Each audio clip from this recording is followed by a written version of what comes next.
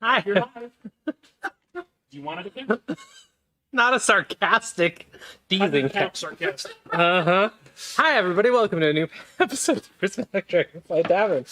We're off to a great start, as always, especially when I am sassed in the count to go live. But anyway, hi, everybody, to the few awesome viewers that we have right now at the start of the stream. Snort bits. Oh, we're doomed. Took every bit of my willpower not to snort right there. I had to resist it. But hi, everybody. I don't even know how to think right now after all that. Anyway, welcome to an episode of Prismatic Dragonfly Tavern. We can cut all this when it's uploaded to YouTube, so it doesn't matter anyway. Not that they probably would cut this. They'd probably leave it there. But hi! It's gonna be a good night. I'm told to get it together. Oh, okay. Is James telling me that? No, it's not even James. Oh, who's telling me to get it together? Oh, Nick. Okay, never mind. Really, I'm going to ignore that advice then. But anyway, hi, everybody. Welcome to an episode of the Prismatic Dragonfly Tavern for the third time, fifth time, sixth time. We're going to go ahead and hop into our episode pretty fast tonight. Hopefully that this can be cut into a decent YouTube intro at some point. Would I? I'm not going to even do the RageCon bit right now because I am not going to try and say those dates or anything like that. So maybe we should just reset. Maybe we should But what if our audience doesn't know, Kira? What days are rated? I think everybody. June 30th to July 2nd.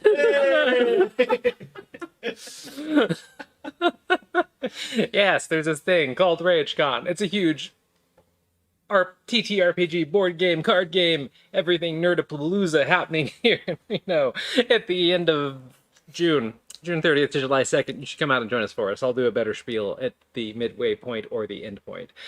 I am so insulted. You should be. You should be insulted, sir. All right. After that horrific intro, we're going to go ahead and jump into tonight's episode. You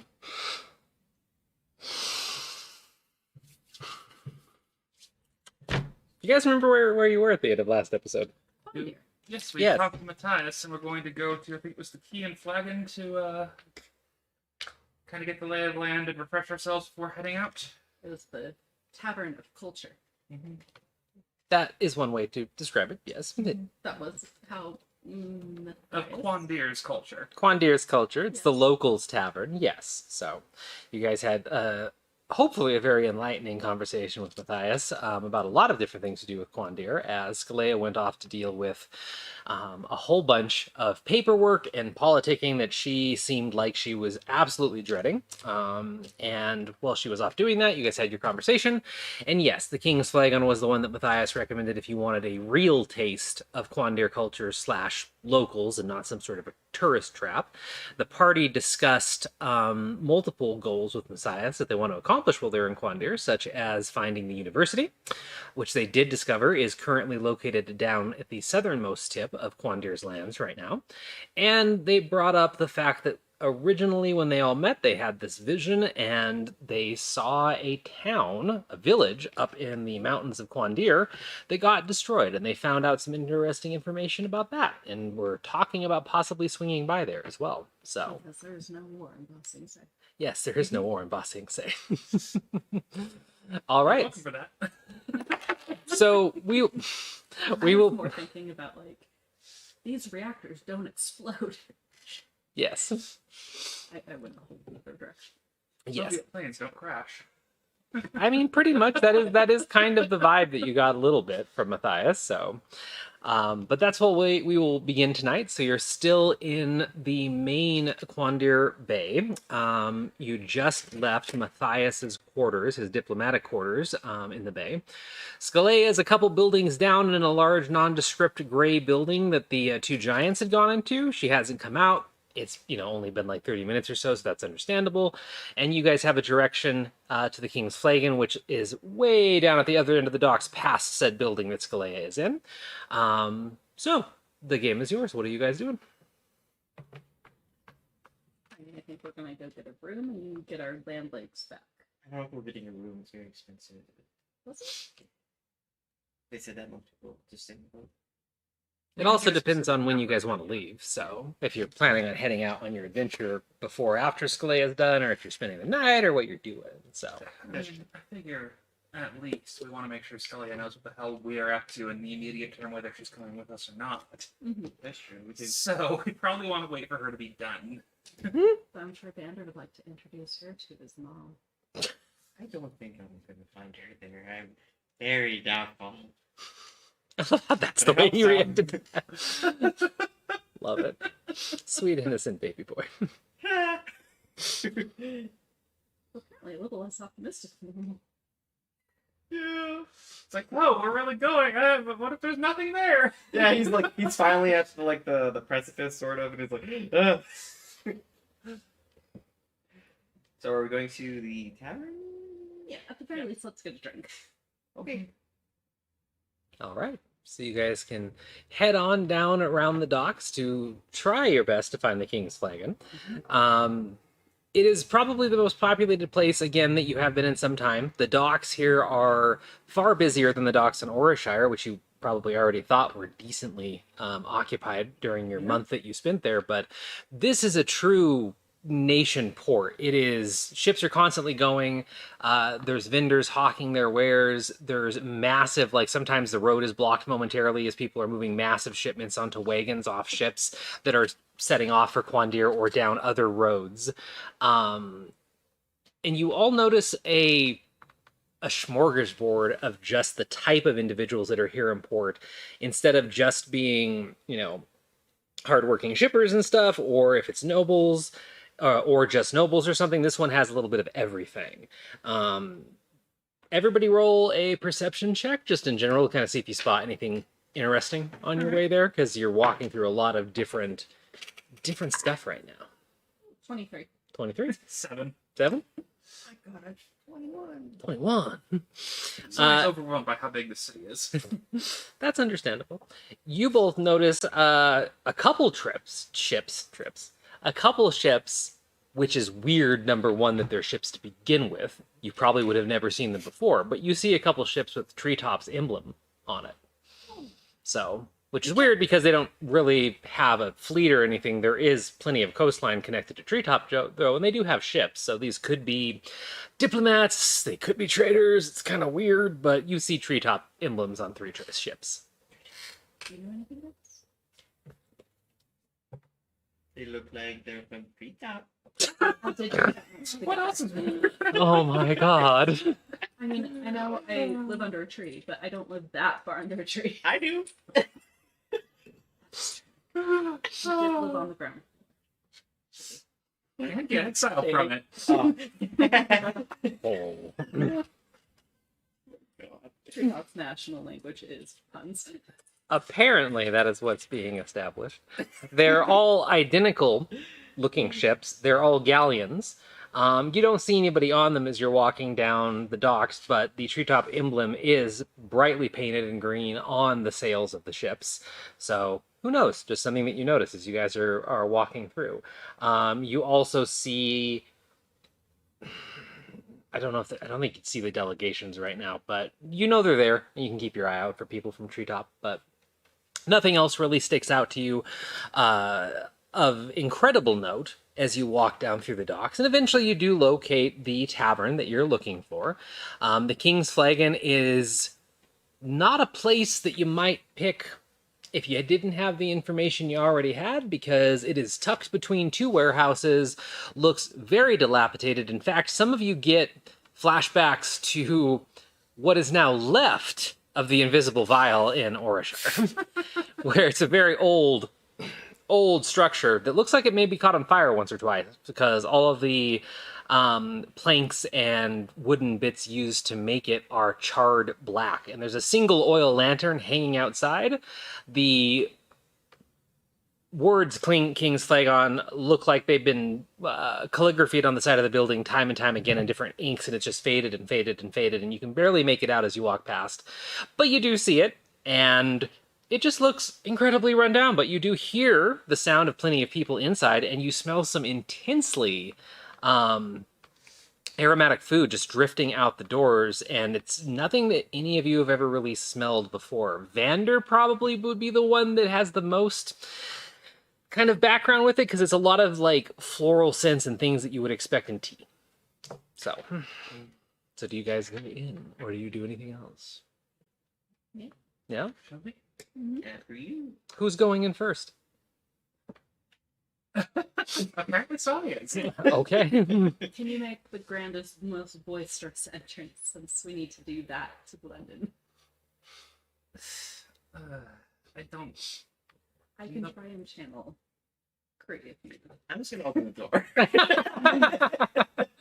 So you open the door. Do you head inside first? No, I hold the door. Oh, you hold the door. I'm so polite. Okay, such a gentleman. All right. I'm just going in, and Sonia's just going to try to call back on all of the, like, poise and decorum she was trained to, like, do religious services with, and just walk in like that instead of just, like, you know, a slightly intimidated young woman. All right, pausing for audio tinkering. What's going on? Pause. Time out. Dinosaur? Everybody make sure their stuff's plugged in. Because copyright is clear as well as everybody else. Oh, why am I touching mine then? God. Yeah. Yeah, Unplugged. it's right up here. Needs to-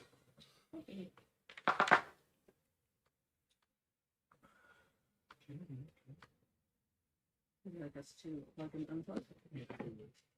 Cycle of the plugs. These are the things targeted 1 and 2, 5. That's why we shut everything off.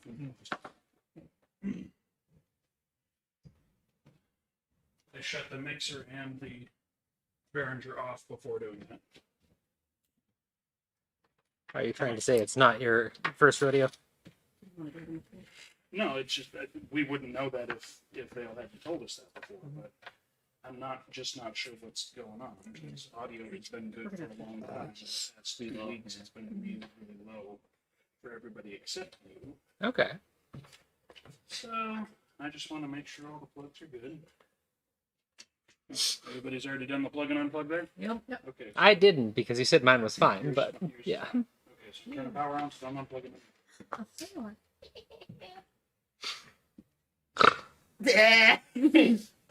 Wasn't on stream. Number 3. Wasn't on stream. The cameras never got switched off, actually. So. Yeah, but the sound wasn't on. They can't visually see that I snorted. Anyway, No, sorry. that was after the mixer turned on. We had to pause. Thanks, James. We had to pause because of mixer issues. Thank you for letting us know about about the audio issues, which hopefully are fixed now once other people talk. We're getting bits for every snort now. That's just Oh boy. Yeah, apparently we're gonna rake it in tonight.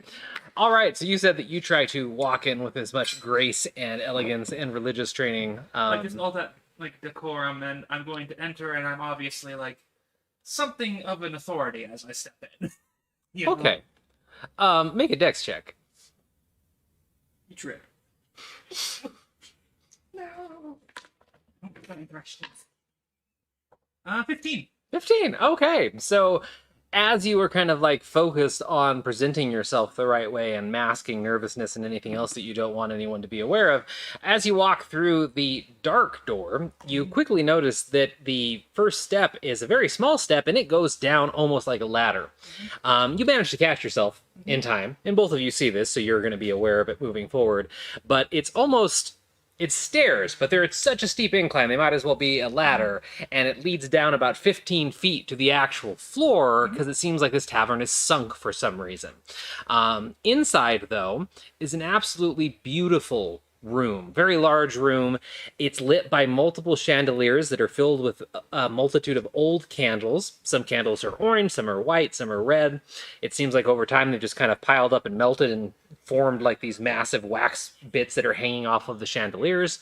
It's very busy inside right now. There are still open tables that you can find, that you'd be able to find a seat at.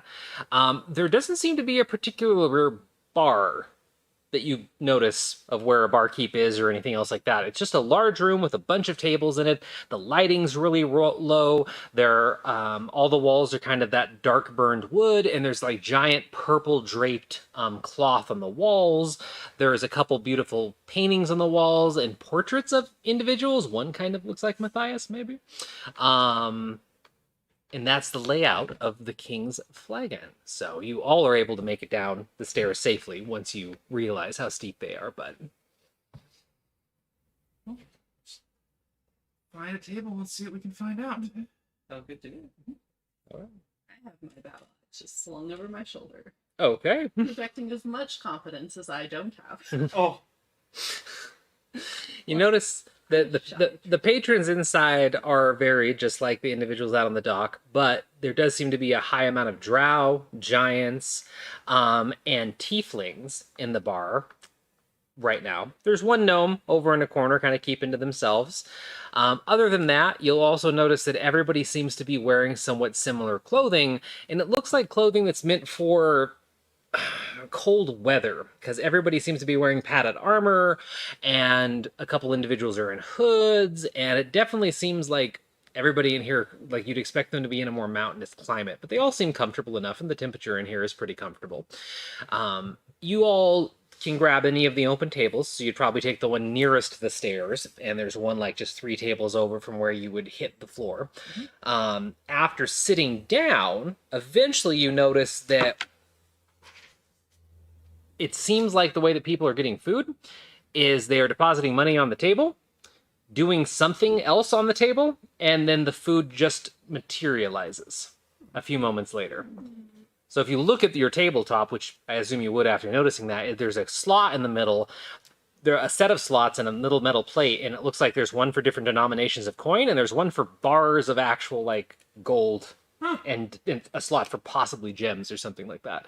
There is a beautiful menu kind of scrawled into the table, like inset, like they made a menu and like burned it into the table kind of thing.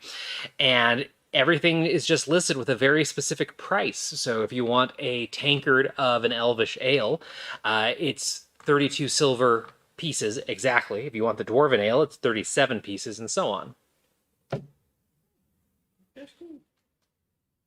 Alright, time to fill out some change. The locals didn't seem to pay much mind to you when you came in either, so nobody's really looking at you right now or anything, but you guys have a table, and you can look over the menu and order whatever you'd like. Japanese vending machine restaurants. Yeah, kind of. what are the kind of people around us? The ones immediately like around you all look like they just came back from a mountain expedition. So like the table right next to you is a group of drow with one tiefling, and their clothes are damp from the shoulders down, like they had melted snow on them or something like that, and they all have that weird padded armor on. They're all rosy in the cheeks and are having loud, happy conversation. The table to the other side of you guys has a giant sitting with an elf that are just talking very softly. They seem like they could be diplomats because they're wearing finer robes and clothing. But everybody in the bar typically seems to be like pretty bright spirited for the most part. The only one that's a little bit gloomy is the gnome in the corner. It's kind of keeping to themselves, but they look like they're enjoying a quiet meal and a drink right now. So I'd like to go to the Drona Tiefling Mountaineer people mm-hmm.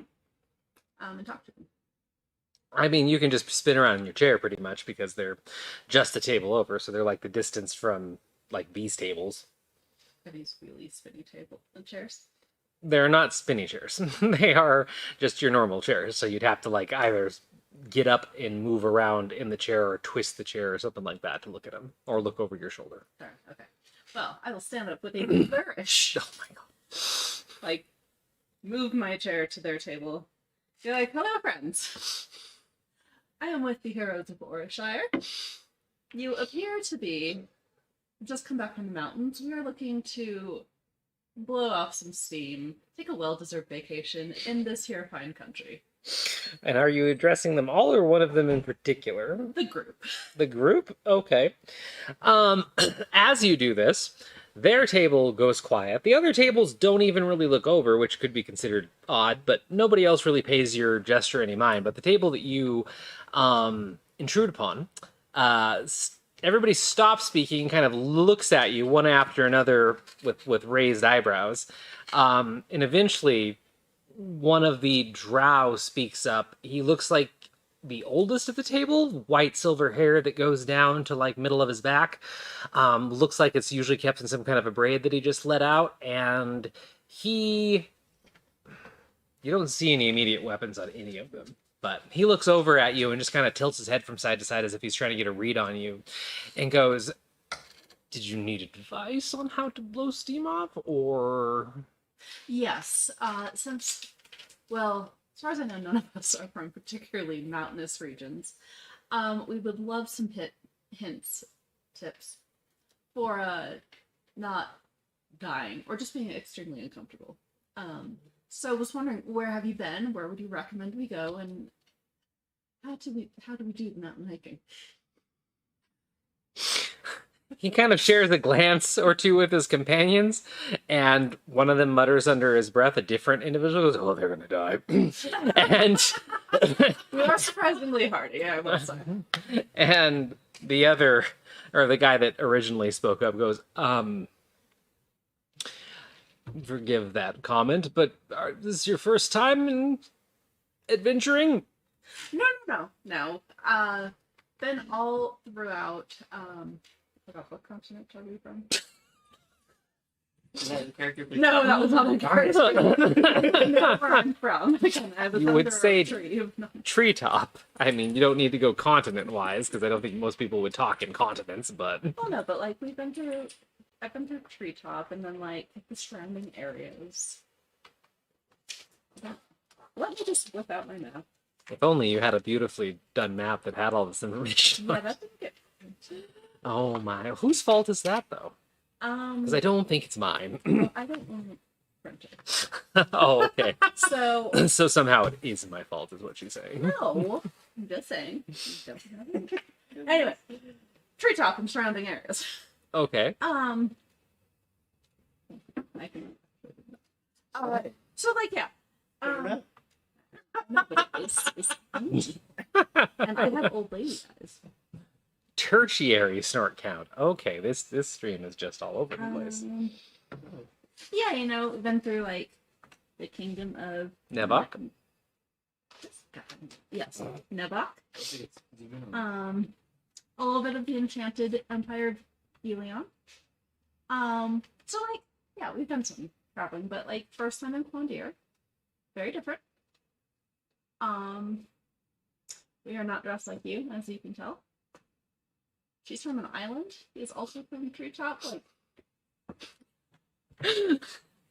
You see the tiefling girl, like, who's been like watching this whole thing, like meekly wave back at you, and then like bring her mug up as if she's embarrassed by this whole exchange. where did you just come back from?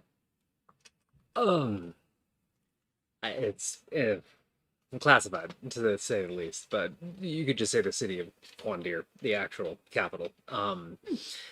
Let me guess.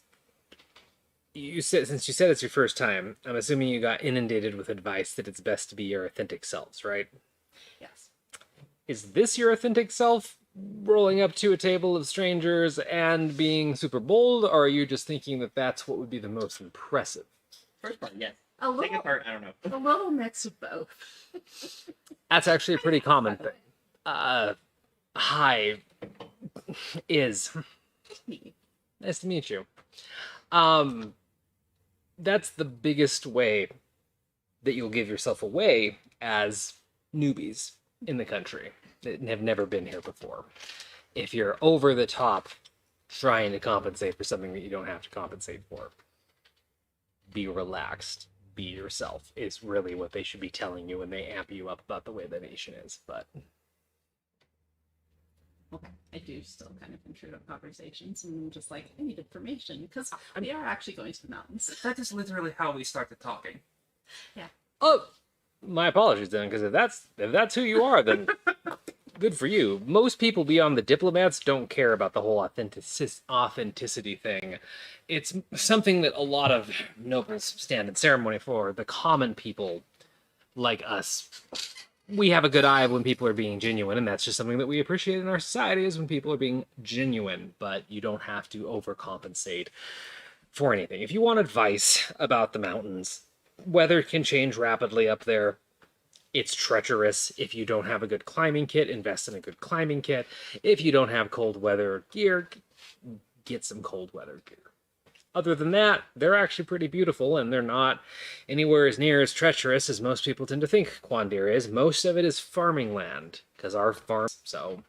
Okay. Any particular nasty beasties we should know about? I mean, the same nasty beasties, well, if you're talking about things that are, unique to Quandir, don't go in any caves unless you want to meet a beholder, but... That would be best to avoid. Yeah. We have a decent amount of them, but they usually keep to themselves, for the most part, so... Good to know. Just stay out of the caves, like... Okay. Awesome. Well, it has been a pleasure. If you would like to join us for a drink, we are very lovely people. We're still celebrating her birthday, and he points at the tiefling that's hidden behind her flagon at this point. But you hear a small groan go, "Thank you," from behind the tankard. She's not that good with people, but she did well on our last assignment, so we were buying her around. What you drinking? Are you asking her? Yes. She hesitates for a moment, and eventually the guy that you're talking with is just like looks over and like whaps the tankard because she didn't understand the question was directed at her, and she goes, cherry mead." I will put the coins into the slot for that specifically and buy her another drink. 1 gold, 2 silver. And moments later, after the coins vanish into the metal slot, there's a brief swirl of magic on the table that is akin to prestidigitation being cast, and a new tankard appears right before her, and she grabs it with the other hand and just drags it over in front of her face. So she has 2 tankards to hide behind now, and you just hear me, "Thanks." What a fantastic night. Wink. And go back to the table. Okay. Well, we I have can't believe you just did that. I'm trying something new. Okay, we have to stay out of caves. But otherwise, I think we're gonna be okay. Not the most information. But yeah. I'm just kind of getting a sense of the place, And while it's been going on, Sonny's been looking over and just like, okay, couple drinks, put like a couple gold in there to get, like, a couple gold in total, just get a few different drinks to the table to try. Okay. There's also snacks, there's full meals, pretty much anything that you guys want. So you can spend some time here resting and replenishing and all that. Is there anything that you guys were going to talk about, accomplish here? Are you waiting for anything in particular, getting a room, etc.? So we probably should establish a game plan. Yes, that would be a good idea. I know we were thinking, the farm is probably the closest place to anything, so it's not going to be far out of our way to take care of that, and maybe we can find out a few more things there. And see what we have to do to get down to the university. Well, it sounded like Matthias would provide a teleportation circle there. So, Will we be hiking to this? To get there, yes, but getting in slightly different. yeah, but Should we invest in warmer clothing? yeah. With for shopping. Are you too cold? I go fine. Yeah, we're good now, but the mountains are higher. And apparently the weather changes very quickly. In one day, apparently you can have snow, sunshine, and then rain. It sounds interesting. Yeah, and then back to snow. Could be inconvenient to change many times. Yeah. It would be. The DM just has 1,000 yards. Look at is their name? Yeah. Excuse me. Yes. Where did you get your fancy outfits? Ours are issued by the city as burg guards. That's cool. I mean, I suppose it is. And he gives like a toothy, like confused smile. You like 'Cause, being guards? I mean, looks around the table and you see like all of them like, like mostly like seem to be like in agreement.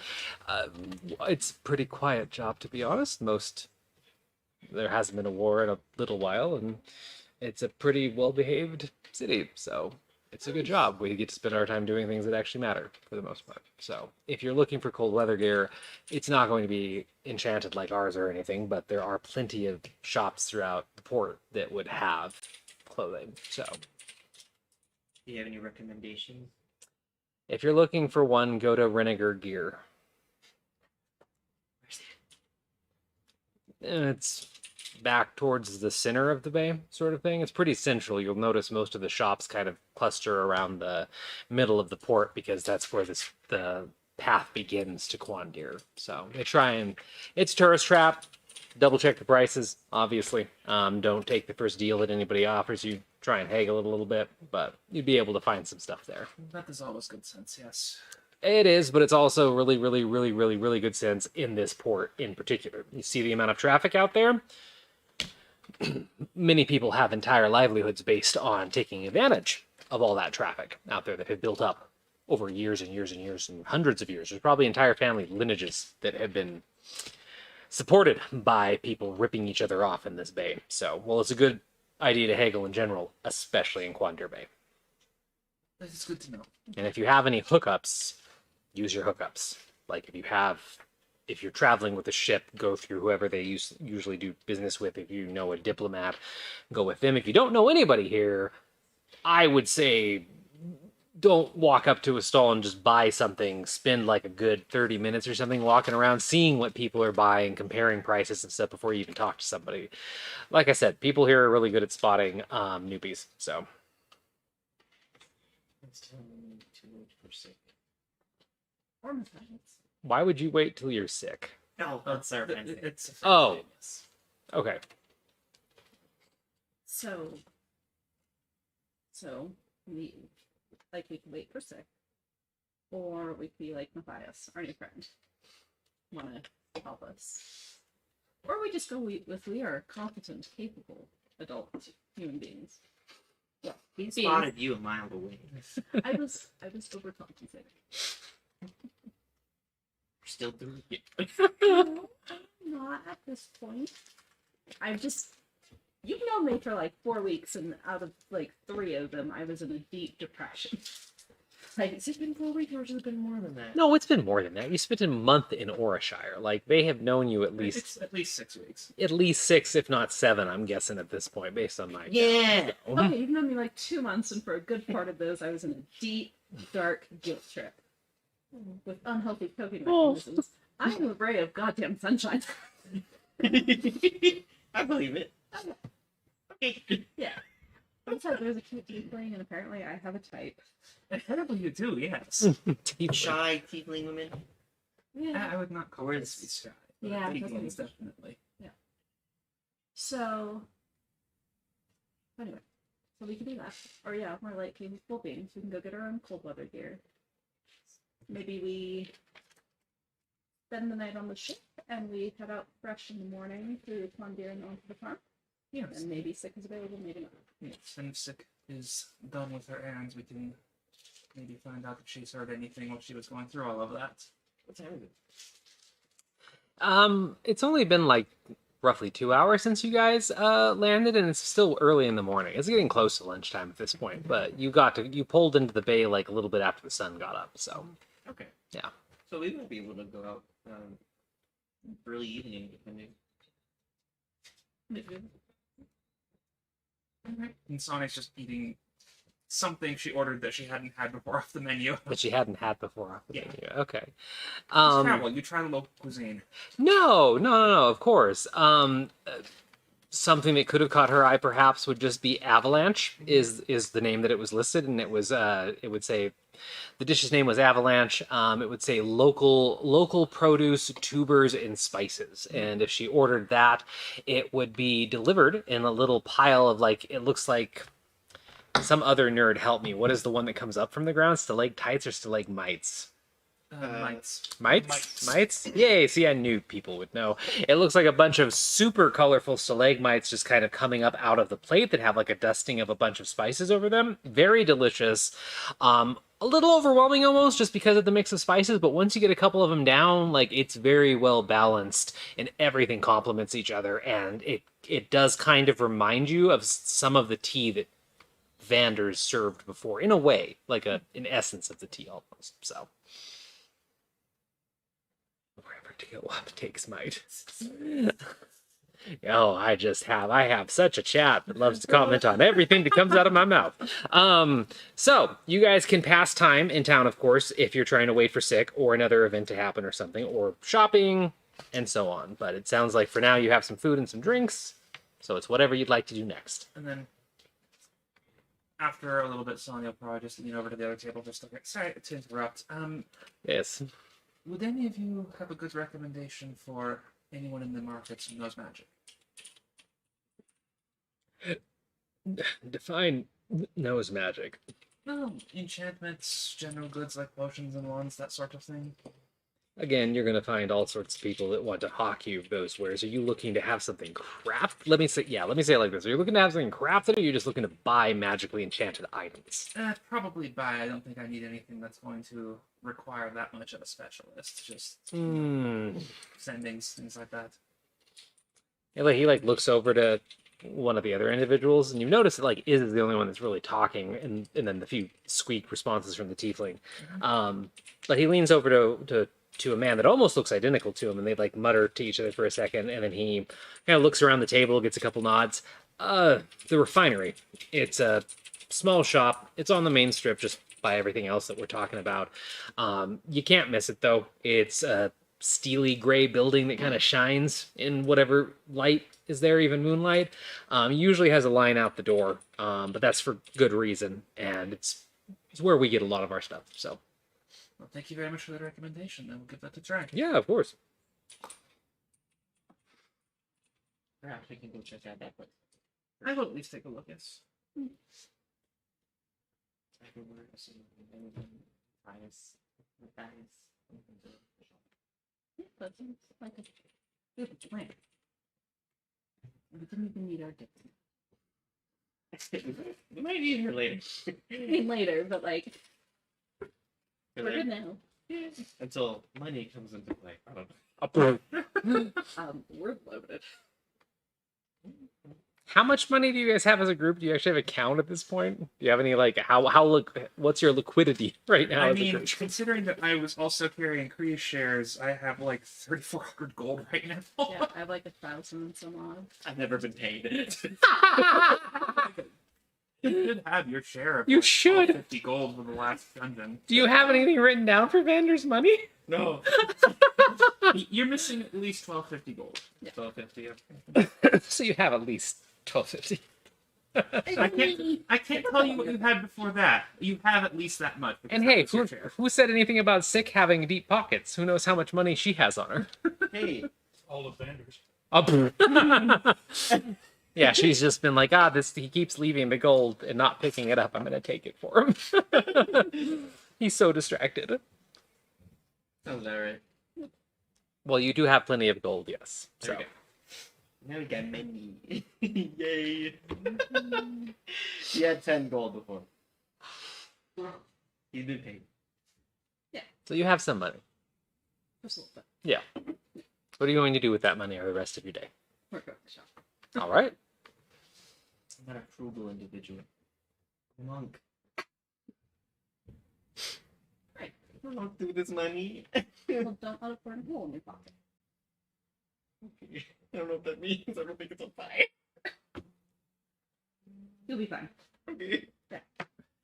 It is not literally on fire. Oh. Okay, what do we... Want to go to Renegade Gear first? I think I'll try to find the refinery. Right. If you two want to look for gear, I probably won't need that as much as you. But we'll figure it out. Meet you back by Matthias's little office. There are the ship. Those sound like good landmarks. General area sounds like okay. I mean, being in a new place, should we stick together? I don't think there should be an issue with exploring a main street. If we stay on the main area, we should be fine. It's usually, at least as few cities I've been to, it's usually when you go off the main paths you can get into trouble. If we stay in that main market area, we should be okay. Alright, we're staying on main paths. We are avoiding ghoul dust and habits. I think we mostly have to worry about one of those here, but Great, yeah. The habits, right? sure. Alright. You'll be fine, guys. We shall see. We'll see you in a few hours. All right, so Treetop shopping trip. you guys are splitting up for a bit. Yep, just to do the shopping. Okay, so you're headed to the refinery. Mhm. Where are you two headed? The outfitter, it sounded like. Yeah, run over here. Okay, sounds like a plan. You're all going to end up walking together for a little bit because you have to pretty much retrace your steps down towards the center of the port or so. But then you can split up and look for your two different businesses. So everybody roll a perception check, please. And after you do that, well, I'll wait, actually. Oh, not 20. Me too. 2 nat 20s. 21. Aw. Wow. Only a dirty 20. Roll a history check. Me. Yes. Or intelligence, I guess. You know what the opposite of a 20 is? You rolled a 1? Oh, dear.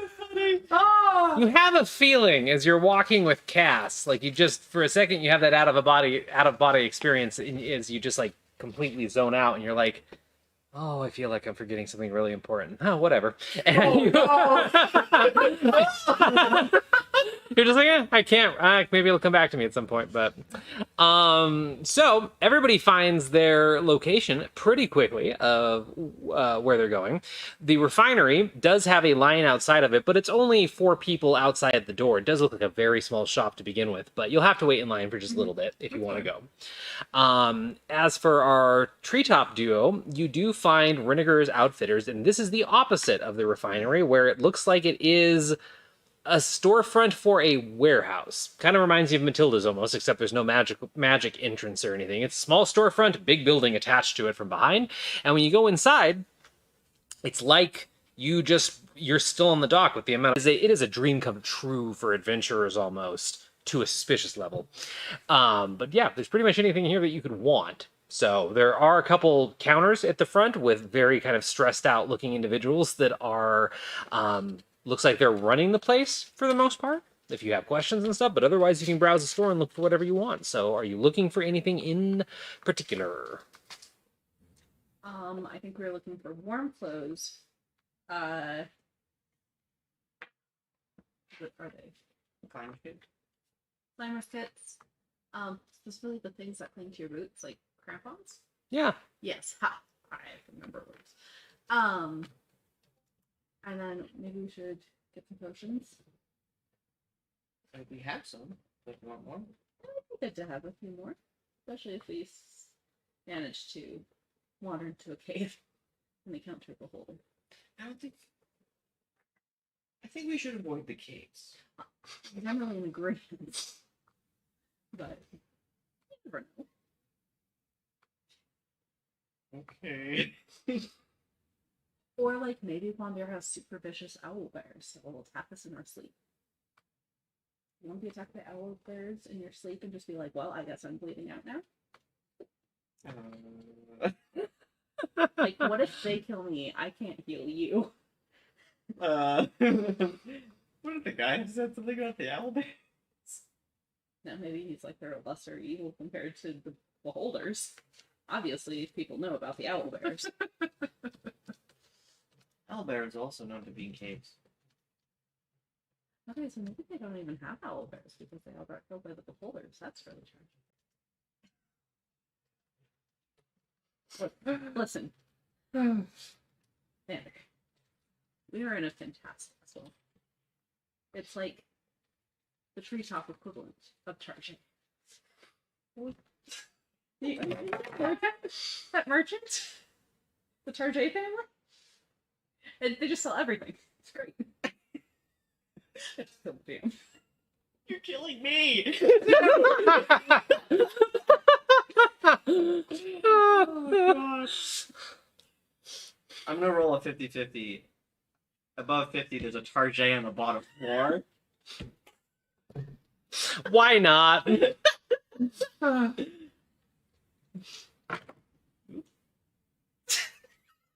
Is there? Okay, yes, there is a family-owned business named Tarjay on the bottom floor of Treetop. Been there once. Yeah. Nice place. Okay. Lots of plaid.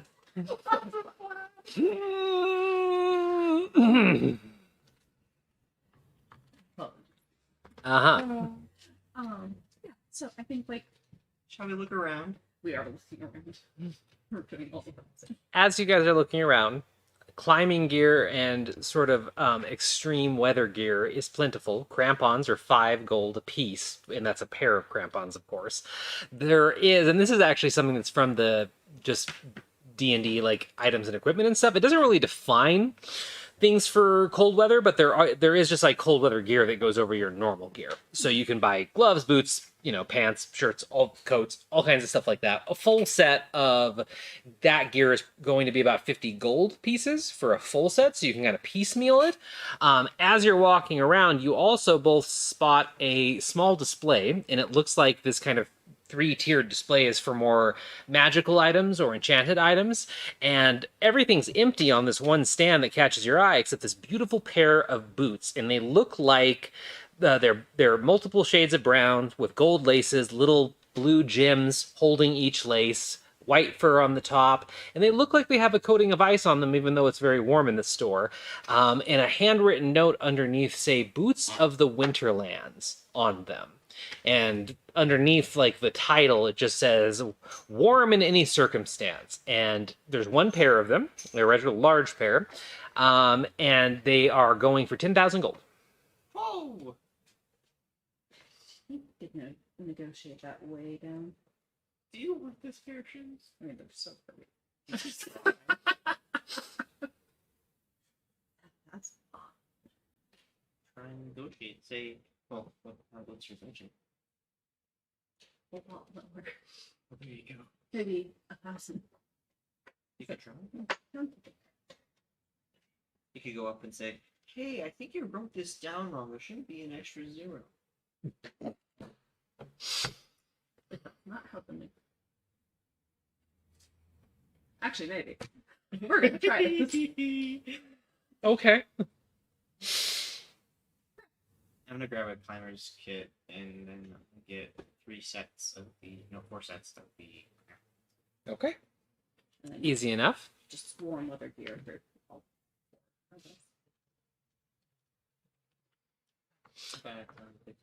Climber's kit is 25 gold pieces, crampons are 5 per, and then a full set of cold weather gear is 50 gold pieces each. So just make sure that you do the math and subtract the amount from someone's gold count, because you guys have more than enough money to cover it right now, but just make sure that we're paying for everything. And then what are you going to do for your attempted... I guess I have to call it haggling, even though it's more of a con at this point, but what are we doing with this haggling? Oh boy. So we'll take all this stuff up. It's apparently 100 gold pieces for all the normal stuff. Yes. Okay. Your normal stuff, but yes. Yeah. So we would like to check out. We have all their stuff here. Notice those boots. Did you just pick a random person to go up to at one of the I cameras? think. I mean, I I don't know what you're doing unless you tell me. I'm just saying. Okay, waited in line for the next film. Okay. My hair's not that short. Wow. Wow. God damn. That was good, but god damn. There's an older drow gentleman at one of the counters that nobody was waiting at, and he was just kind of sitting on a stool. Looks like he's sewing a leather vest when you walk up to talk to. So But also notice those boots of the outlets. did you have questions about them? They're fantastic. I would be generally interested in them, but the price is a little steep for what I'm going for. I can understand that, just given the type of enchantment on them and the magical properties of those lapis lazuli gems. How do you feel? Cass is dignified in this. Okay. How do you feel about 500? You're taking it for 10,500. Roll a persuasion check. This is how I was actually told to negotiate in China. Up to jump down that low? Yeah, you cut it in half and take off a 0. What is the logic behind that? Because It shows that you're serious. Oh, okay. Serious about something. Persuasion? Yes, persuasion. 22. 22. Wow. Not bad. Not bad. The gentleman stops in the middle of sewing the kind of leather vest that he's working on, and like looks up at you with a hard to decipher look. You think you pick up some disbelief in there, but also just maybe like sizing you up a little bit as he squints his silver eyes at you. That's a dramatic price cut. It is. But I'm part of the Heroes of Warshire. We are a very renowned group. We will be going on some business for did we ever get like a title and a last name for Matthias? No. For Sixth last name. Say what? My sixth last name. Lewin. The weird thing you go. Lewin. Lubin. Lewin. Mhm. Yeah. well, on behalf of the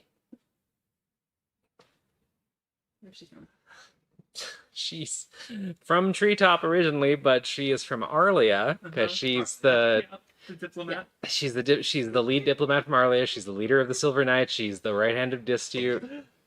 Yeah, for some reason I thought she was in the normal conglomerate. And I was like, Nope. that doesn't seem right. We're going on some very important business. Sponsor boots. For This is the Cassiana. This is her favorite shop in Quandia. Nice. Nice. For the Kingdom of Arlia on behalf of the diplomat, Scalea Lewin. I was like, sick. No, gotta be formal. So really, this would be a huge boon to international relations between Quandir and this kingdom.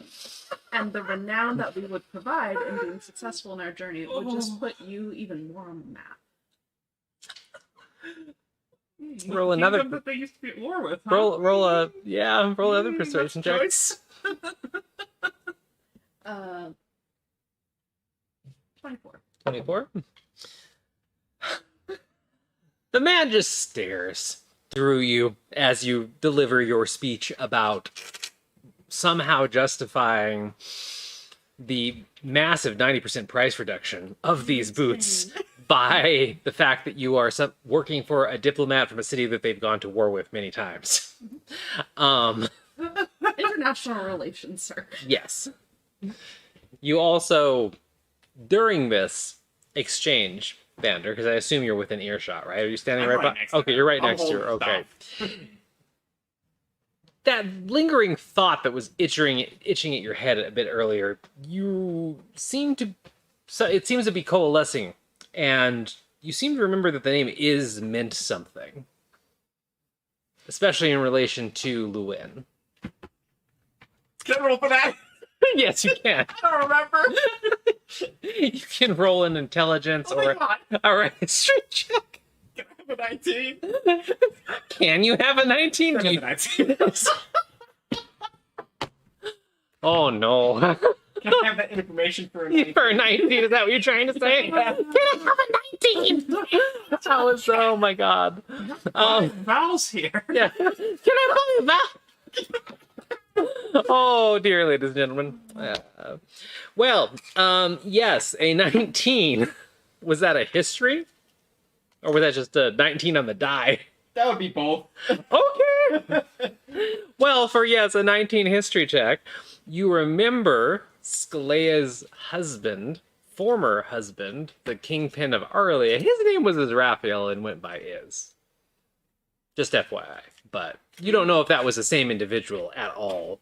It could be a common name. But that was the thing that was trying to pop into your head earlier.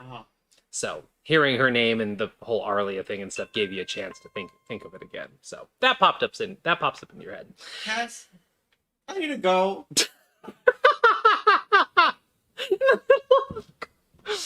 I have to leave. I'll be back.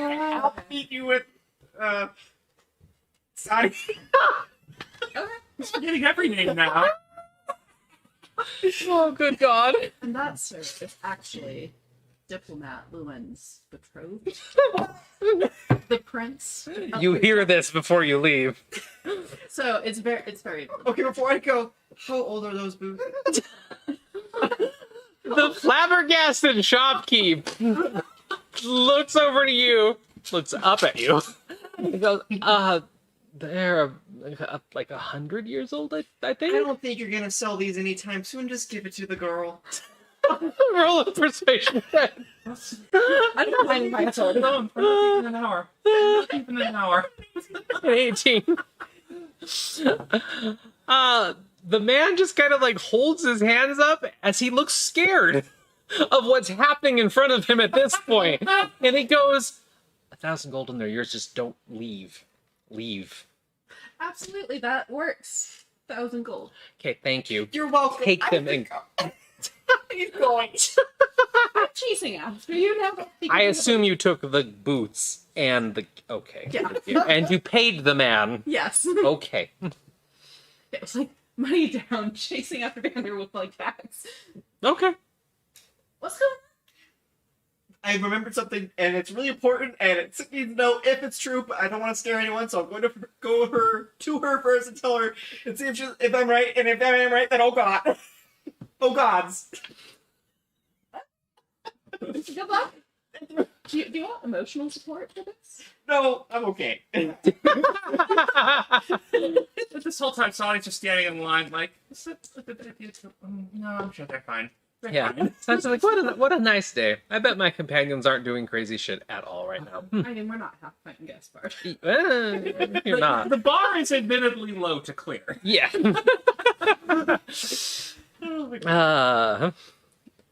Vander says just give away your Yu-Gi-Oh cards. The value isn't going up anytime soon. Speaking of Sonny in that line, the line moves rather slowly, but you eventually make it inside, and it looks you could tell from the outside of the building it was a small building. It's a small building though, and pretty much on the inside, there's standing room for like 2 or 3 people at a counter, and then behind the counter are a massive set of shelves and a curtain entrance into like a back room sort of thing. And behind the counter, you see a pretty chipper looking dragonkin who has a monocle tucked into one eye. They seem like they are incredibly battle scarred. They're a silver dragonkin as far as you can tell, and their face and their scales are just marred with slashes from some very old source at this point, based on how well they've healed and scarred over, but they are slightly red and provide a contrast to their skin. And they are busily counting a stack of gold bars that the last person, a drow that just came in, deposited on the desk. And they look up and they see you and offer a toothy smile and say, "Hello. Hello, good afternoon. How can I help you?" I was mainly looking for scrolls and wands. Could you point me to where they are in the shop? They're all technically behind me. I do custom orders, so what were you looking for? I have a few things I was looking to get. First of all, probably the simplest one I wanted to... open to negotiate based on what the cost is. I have a supply of both scrolls and wands, so depends on how many you want. How much are you asking for each? Individual scrolls are 50 gold apiece. Wands start out at 10 charges for 1,200 gold. Let's see. Let's go ahead and do a stack of, let us say 6 of these scrolls. I can do that. And then speaking of scrolls, I would like to add to my ritual tome, and there is this spell that makes like I don't know the name of it, but it makes like a dome. It's kind of like a tent you bring with you that nothing can get in. There's actually a multitude of spells that can do that. There's Yemen's tiny hut, there's Mordekainen's magnificent mansion, and there's a slew of other ones that have kind of populated the market. It depends on how fancy you want the digs. I believe the tiny hut will do for now. It's mostly just for, while being out on the road. So you want one to memorize then? Yes, something I can transcribe from. All right. Do you speak any other languages besides Common? Because some of my materials might come at a better price depending on what you can and cannot speak. All right. It's depending on who transcribes A few, but not ones that, well, most other adventurers I've run into speak casually. Do you have any written in the primordial, perhaps, or the deep speeches? Perhaps I will need to check in the back. And you see them reach over with a delicate clawed hand and grab a piece of paper and a quill, and they take some notes down on it. Anything else I should look for besides that and the previously agreed upon scrolls? Otherwise, I think the only thing I might need would be some potions in case there are any mishaps on the road. So just healing or... Healing, or, perhaps anything to help if, like, it suddenly gets very cold even with equipment. Like, anything to create fire or to create protection from the elements. Some of my adventuring party are not so used to the cold as I am. I think I have some potions of resistance, if that's what you're thinking of. That might be a good idea. I'll take a look. Do you have a budget in mind for all of this besides the previous spell scrolls? Let's see, these scrolls, that would have been, is 50 each for 6, that should be 300, yes? Yes. Alright, I have a little bit of money to spend right now, so we can probably start negotiating from there. How much are you able to charge for that tiny hut? That's the thing. I'll have to look and see what I have, because I have a lot of sources, and I don't know if I have specifically Eamon's tiny hut in memorization form, but I might have something similar. So if you give me a few moments, I'll see what I have, and we can negotiate then, yes. discuss prices. And it turns around and pushes through the curtains and vanishes for a moment. You hear soft, like, kind of tinkering in the back as they're going through some inventory. And about 5 minutes later, they pop back out with an armful of materials.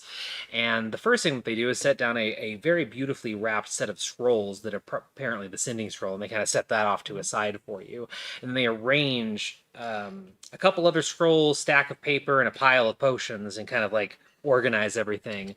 But the first thing that they do is they from the stack, they pull out a beautiful gold embossed page, and it definitely looks like something that's meant to be in a ritual book, spell book, and they extend it to you so you can, like, review it.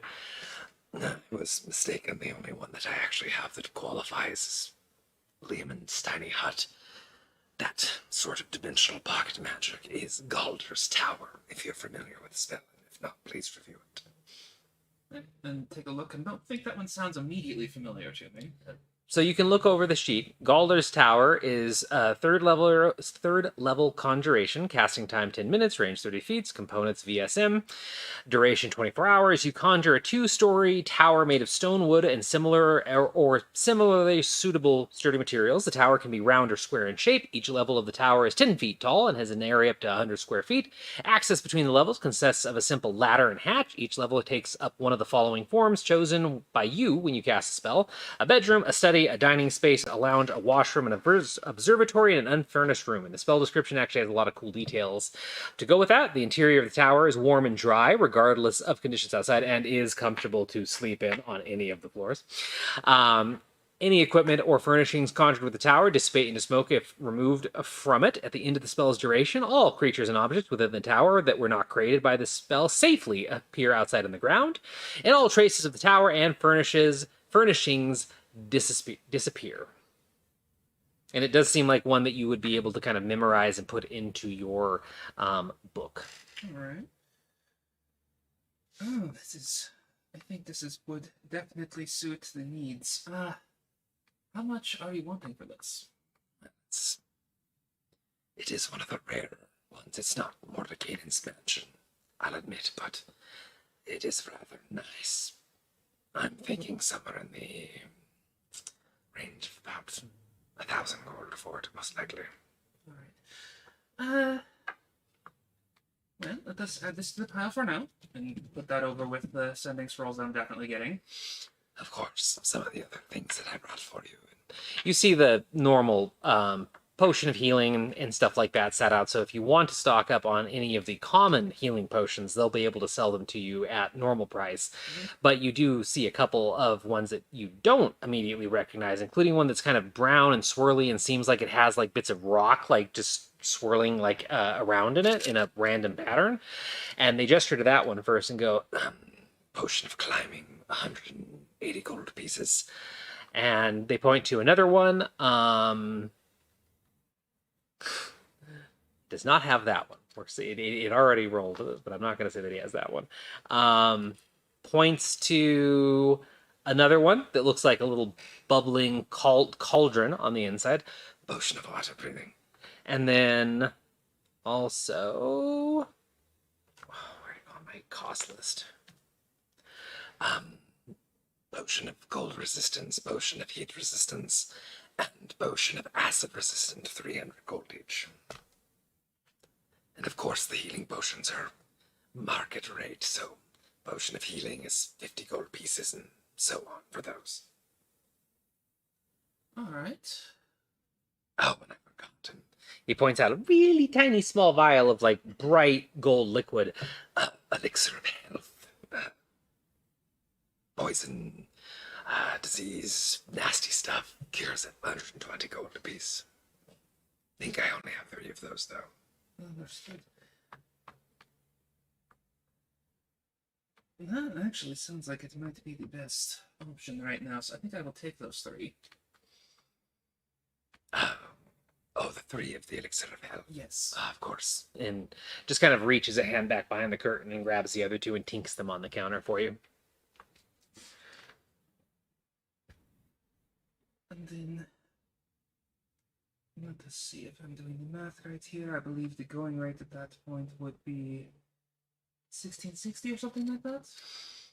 1660. I'll give it to you for 1600, though. That is really not a bad price. Given the bulk, could we do 1500? I'll tell you what, 1500. I assume you're a first-time customer, yes? Yes. So you were not aware with the raffle that I do here? No, I was not. Pushes kind of some of the papers and stuff to the side. You notice that like the countertop's a very beautiful it's very beautiful, but it's just very generic in the way that it just seems like some, woodcut top that's been stained. But you notice if you look where like the papers were just stacked, there's a really large kind of etched and worn handprint in it, and there's really faint ghosts of runes around it, like that they're not activated right now. I like to gather data on my customers, and something that helps me keep the best items in stock is knowing the magical potential of my clientele. So, this is a basic enchantment of my own design that simply reads the potential to manipulate the weave that all my customers have. If you grant me that information, not only would I give you everything for 1500, but I'll also give you a extra potion based on the results. I see. and lean forward curious, and just kind of take a quick look at the room work, and it's like, oh, I'm curious how this works, basically. Yeah, Arcana check. 19. 19. It seems pretty mundane, the construction of at least. It seems like it's been here forever. You quickly make sense of a large portion of the runes, and it really does just kind of see it's almost beautiful in its simplicity, a clever way just to like see the magical potential of whatever you put on it. So you're surprised it didn't react to the scrolls, because it should be able to measure like almost anything, so maybe it's coded for living beings or something like that, but like it seems like just a good spell to measure magical potential in the weave kind of thing. So Oh, this is quite elegantly put together, I must say. Well, thank you. It's my own design. I'll gently put my hand atop it. roll a d100. Yes. 95. Damn. Okay. So that's for something else, not the magical potential. But when you put your hand down, you notice all these like faint scratches of runes light up in a beautiful array of colors, and they all just kind of flicker. And you thought you understood it, and you understand the underlying magic, but you don't understand the output, because there's some red, some green, some blue. This rune lit up that means strength. This rune lit up that you don't actually know what that rune means, and it's a beautiful display of lights for a moment. And the dragonkin just kind of looks over and nods and is taking notes off to the side. Very interesting. You have a esoteric religion that you follow, don't you? Yes, I am bound to the service of my gods. It's more of an outsider's opinion, but there is a theory in certain magical circles that the smaller the worshipping body of a deity is, the more powerful their followers are. Don't know if you've heard that particular school of thought before, but it does seem like you have a decent untapped potential with the weave. Fascinating. It is. I personally find a lot of logic in that thought. If you assume that many people draw powers directly from deities, the more individuals worshipping them and drawing on that power would drain or dilute the potential. So perhaps it's the way that things work. Perhaps within my own order, it is a fairly closely held ritual to actually wield the power of our gods. So you would say you have a very small base that Yeah, follow your... I would say I have met just about everyone who could actually call on them the way I do. Well, I will say it's one of the more interesting pieces of data that I've got for a while. Give me one moment, please. It vanishes behind the curtains again, and more tinkering sounds for a moment, and then comes back again. And this time presents a rather large bottle. Like potions, this is something I had to be reminded of recently, and it made me think about a lot about potions in D&D. A healing potion is 4 ounces of liquid, so they're shots pretty much. This bottle is about this tall and is completely filled. It is oddly bulbous and has almost like a deformed skull design in it. Maybe it was a skull design. It looks like a label was ripped off it at one point and then reapplied, but it has a beautiful kind of like sparkling gray substance on the inside of it, and gently sets it on the counter in front of you and says, I think you'd find this of use in a multitude of situations, but this is the only one that I have currently, and it seems like fitting for your results. What do we have here? it's a potion of maximum power is what you find out. So the first time you cast a damage dealing spell of 4th level or lower within 1 minute of drinking this potion, instead of rolling the dice to determine the damage dealt, you can instead use the highest number possible for each die. And it is a D&D potion, so you can look it up, but it's potion of maximum power. I can definitely see how this would be very helpful. Keep us. So 1,500 for the lot, then. Yes, and count out all the coins. All right, so then go ahead and mark the scroll sending down and everything else that you just purchased. Cool. I need to also find the spell that I'm adding to my ritual book.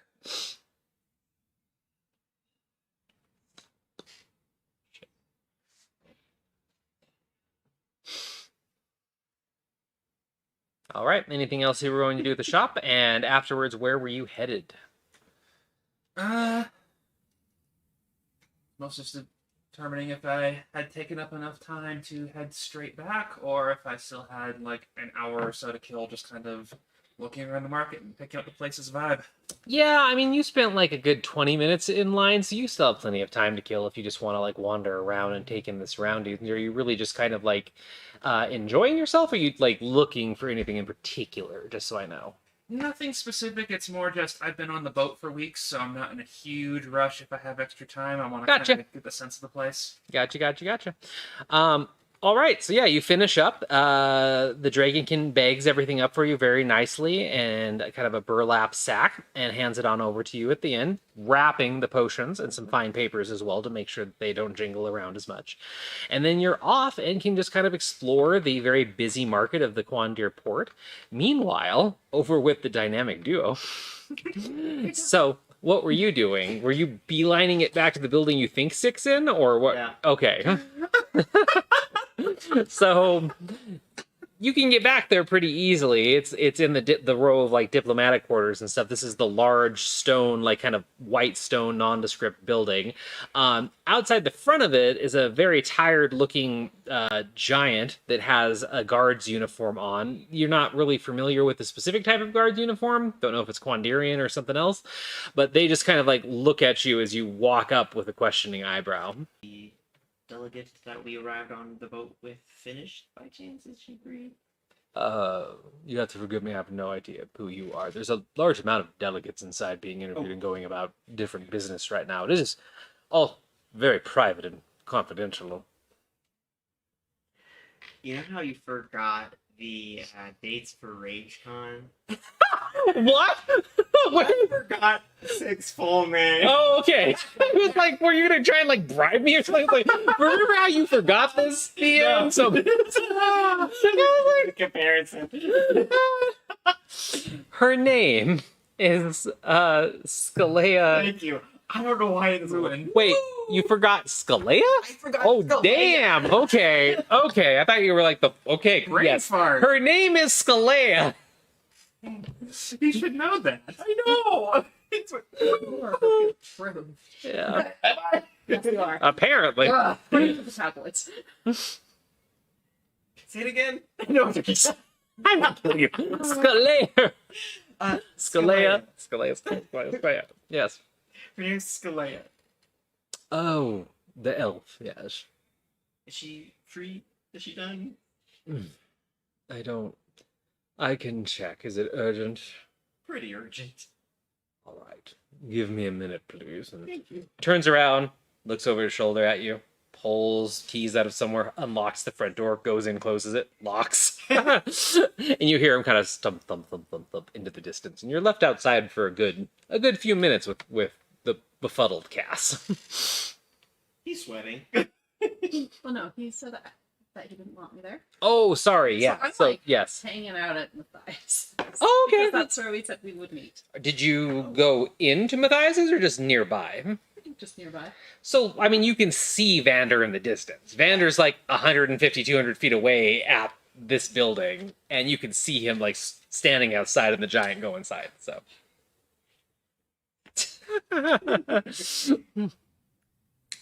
5 minutes pass, 10 minutes pass, and eventually the door unlocks, and the same giant guard comes outside and closes the door behind himself and goes, "They're not done quite yet. She just threw a chair at someone. It is very normal. I would say another hour or so. Can you relay a message to her? Is it possible? I can try to relay a message, yes. Is it very urgent, I assume? National emergency, something like that? Maybe You're not an admirer that's just trying to hit on a diplomat, right? No. We arrived on a boat together. Oh, okay. Yes. Just tell her. I guess to say is. Is? Here. Is? Is here. Yes. Is what? Is she okay? No. Is IZ. I-Z. So is here. Is here. Yeah. I-Z here? Or I-Z? I-S? IS here. Is here. Some kind of code? Yeah, I guess. All right, I will endeavor to pass it on to her then, sir. Thank you. Of course. And he does the same rigmarole of unlocking the door and going inside. Um, and yeah, he leaves you out there on the doorstep. So you see Vander have some conversations in the distance.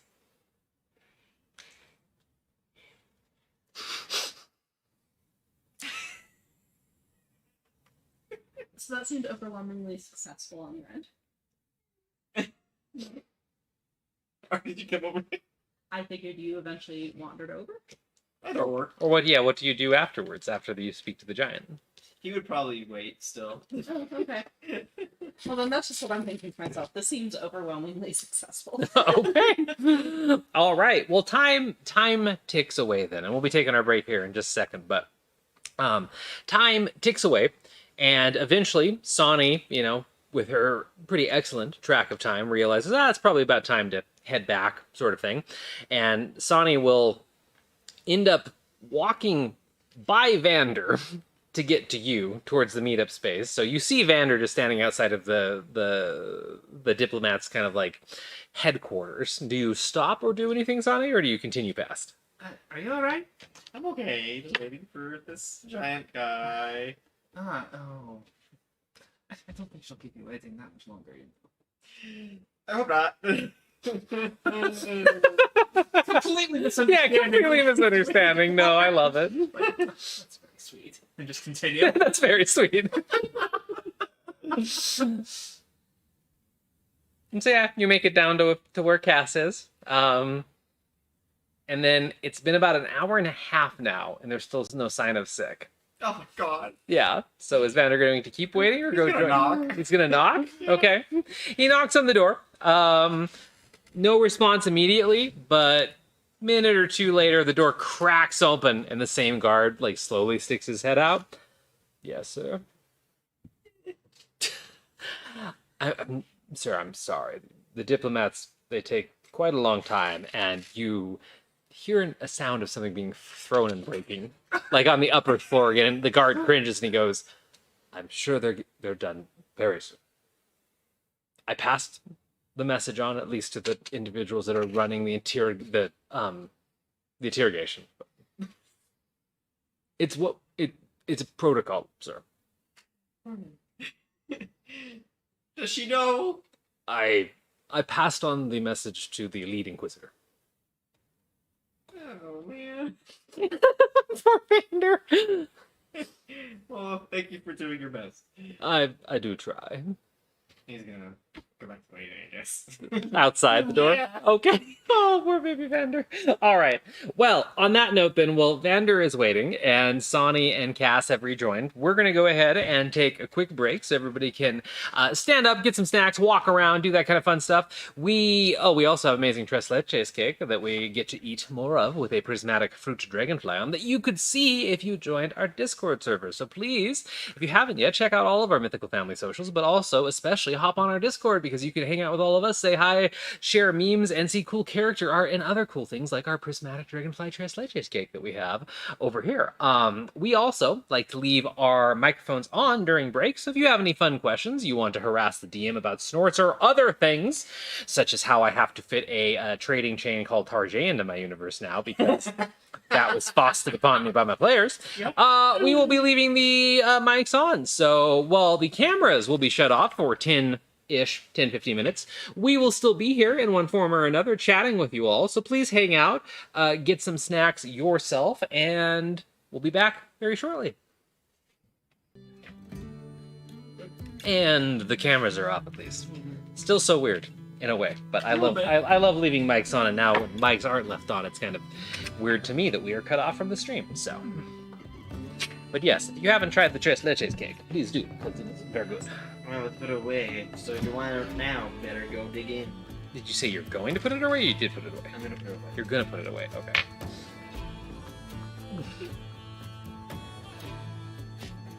Better Did- get more. Did I open a tab to see if what people's opinions of heat metal working on coins in somebody's pockets were, just to see if somebody could burn a hole in Vander's pocket? Maybe. Oh my god. I'm good to see it. I mean, it's made of metal. Oh, you do need to see it, don't you? Damn. Damn. So you can't have the bursting coin purse. Yes. Yeah. I see you. I mean, I like that as an idea, though, somebody using heat metal on there. So, I see you. thank you. It does look amazing. I also think we're running our new HD. Aren't we running the new HD break screen? It hasn't Joe? been swapped yet. Oh, it hasn't been swapped? Kira. Reba hasn't touched it. Wait, what? Yes? Hello? I didn't know where the voice came from. I was so confused for a second. I totally thought that. I don't know. Nat, this isn't the high definition screen? Like, come on. I thought this was already beautiful quality. Nat just continues to outdo herself, so. Thoraxia, because fantasy spelling is target. I like that. It's the gnomish spelling. Yes, the gnomish spelling of it. Yeah, I like that. Something like RJ, family business that Well, I'm actually thinking that the individuals that accosted Vander and Skalea back in Vinzor, it feels like their family might be the ones that own that chain. Also, question from the peanut gallery. Question for the peanut gallery? Yeah, that scroll and potion merchant was dragonkin, and that means he's kobold, right? Wait, what? He's not a dragon boy. He's the kin of the dragon. He's dragonkin and he's kobold, right? You know what? Inquiring kobolds want to know. You know what? You know what? New one is just better lighting. Okay, well, Nat, you continue to outdo yourself. And you need to meet James when James comes down from Andromeda Adventures. And if you haven't checked out Andromeda Adventures, go check out Andromeda Adventure, because James is their Nat, and Nat is our James. And that is because both these wonderful individuals do all sorts of cool 3D modeling things, making intermission screens, doing tech stuff for us, etc. So much behind the scenes talent. And I am going to steal more of this cake. They just put it away. Wait, what? No, we didn't.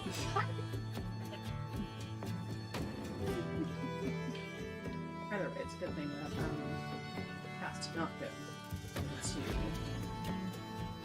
that place to meet the dragon. Why is that a good thing? The dragon phobia.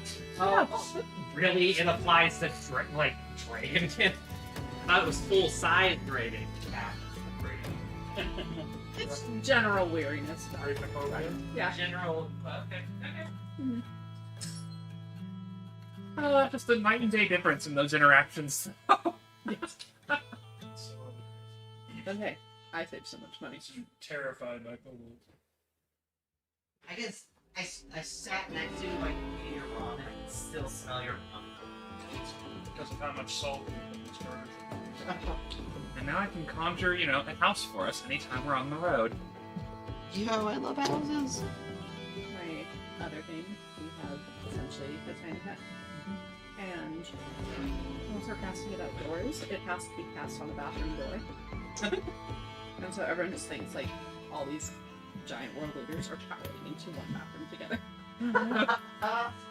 Very confusing. It's like, oh, it's that kind of summit. And like we'll be getting people together that we're like, we need you on our side, we need to share like some big secret world plans with you, and we're like, meet us in the bathroom. Step into my office. Yeah, I'm sorry, what? It is Ava's office. That's played by Raccoon. That sounds right. Yeah. That sounds right. Ava's in this.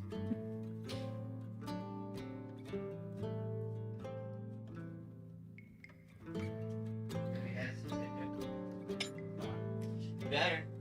Or it goes away forever. Just Forever. Forever and ever. forever? Forever, ever? Forever and ever and ever. How many did you movies? Sure. How little we thought.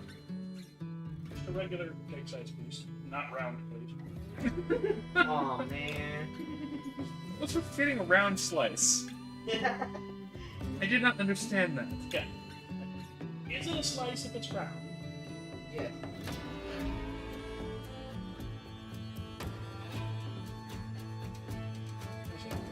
There's a poll for the audience.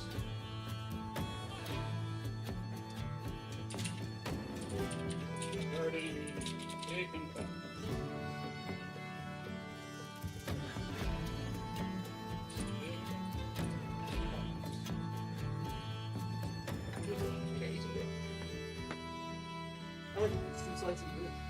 Probably Paris.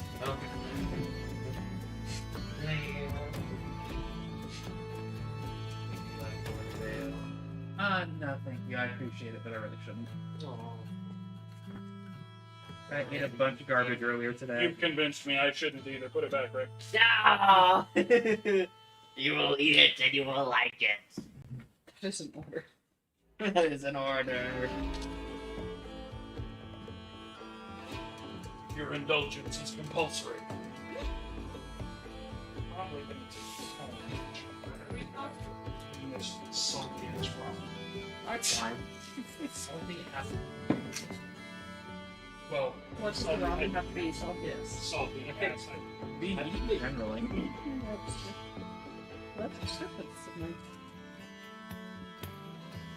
Well, I mean, are you happy embracing every expectation your parents had for you?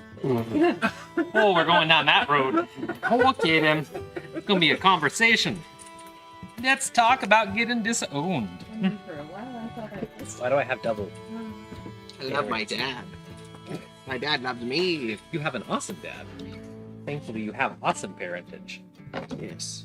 It's awesome parents like yours that balance out the shitty ones like mine. I can mostly laugh at it at this point, but you know, parents disowning kids and stupid stuff like that. So, did you get me another one? Oh, That yeah. one's yours? I got you that. Oh, what the? Is Gatorade fierce? Oh, if I said solid and intense, it's bold and intense. But still, I have questions about what that means with the Gatorade. So, Intense grape. intense grape. Okay. Do you think it tastes better the second day? Yeah. What'd your dad think about it? You had some this. I don't think you tried it yet. I know. How was Dad's birthday dinner? He liked it. What was it? It was a barbecue. I don't think I've been to Charbecue. Really good. As you imagine, barbecue. You don't say. There was we could do a fire. Alright. Yes, very much real talk now. This is just going to descend into therapy. Yep.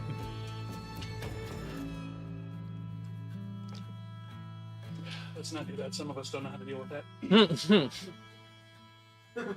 I was volunteering yesterday, and some girl who's there also volunteers was just like, how do I leave my family without them knowing?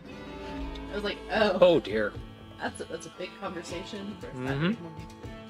That is a big conversation. It's like, I don't feel qualified to help you. I need an adult first. We process some emotions in D&D, but even that. I'd be like, well, without them knowing that, or Mm-hmm. I think it was more like, but they wake up one day and be like, oh, I'm gone. okay, so watch the original Home Alone, but in reverse.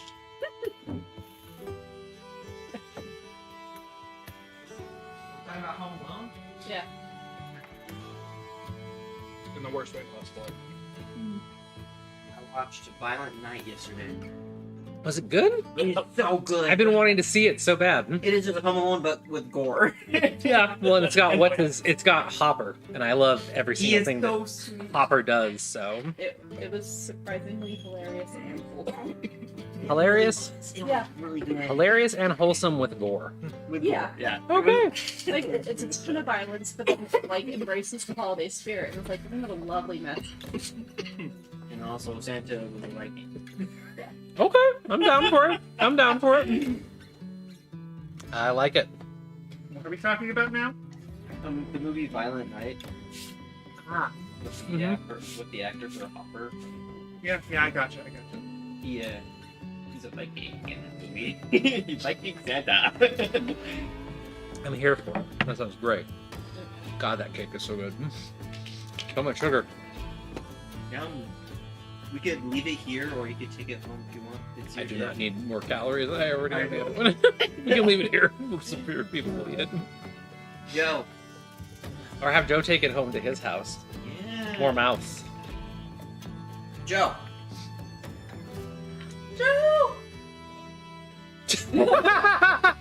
The strangled, annoyed dad. What? Stop Don't die. dying. We can't run the tech without you. You're not allowed to die. Wow. That's true. Oh, it's just a one button push to bring you people back. It's like loading a save point. Oh, okay. Didn't realize it was so simple. Thought to leaving the Tres Leches cake here for you, or you taking it home? It has nothing to do with coming back here to push buttons. Oh, it has everything to do with you, though. Well, not many people will be here tomorrow, but the following day I have a staff full of nerdy people. They eat anything with sugar in it. Perfect. We'll save it for them. Nerdy people that eat anything with sugar in it. Sounds right. That's us. Yes. We're an IT firm. I like sweet things, but I mean, ready to go back whenever you are. You're back. With less. Yay, we're back. Actually, What Specifically to mess with you. Yup. but you are. Why, thank you. Hi, everybody. We're back, even though we didn't really go away because we just shut the cameras off. We had our quick little break. We ate some Tres Leches cake, and we are ready to continue on with our episode. So, continuing on with our episode, Vander, you poor sad furblog. You end up standing outside for a total of 2 hours. Like a sad lost dog. Yes. During this time, the last, 45 minutes or so is when Sonny gets over to Cass. So are you two doing anything while Vander's standing outside of this building by themselves? Is he alright? It seems like he has, I don't know. He just freaked out in the middle of my negotiation for these really awesome boots. You aren't here. And he was just like, I gotta go. And thankfully, I concluded my negotiation and could follow after him, but he was just like, he really had to talk to Sick. Right that second. he's only been in the parkroom for a few hours. Yeah. I mean, they are super sweet on each other. But I'm sure the distance is too. It was too much. I guess we'll see how it goes. Yeah. So how was your shopping trip? It was productive. I have some scrolls to copy over and got more sendings for us in case we need them. Awesome. Figured is the more options we have for doing such, the better. And pinning all of our hopes for having access to that spell in one person. Yeah, that makes sense. It's like if Vander had this sending spell right now, he could just message Sick and bypass whatever rigmarole he's through.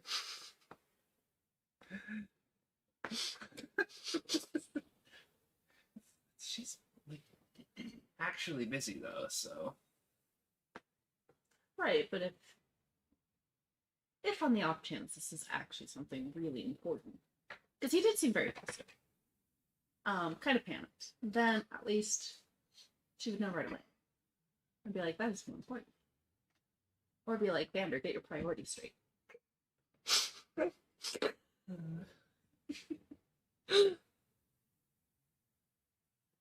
mean, why is he just standing there? Can you talk to anybody?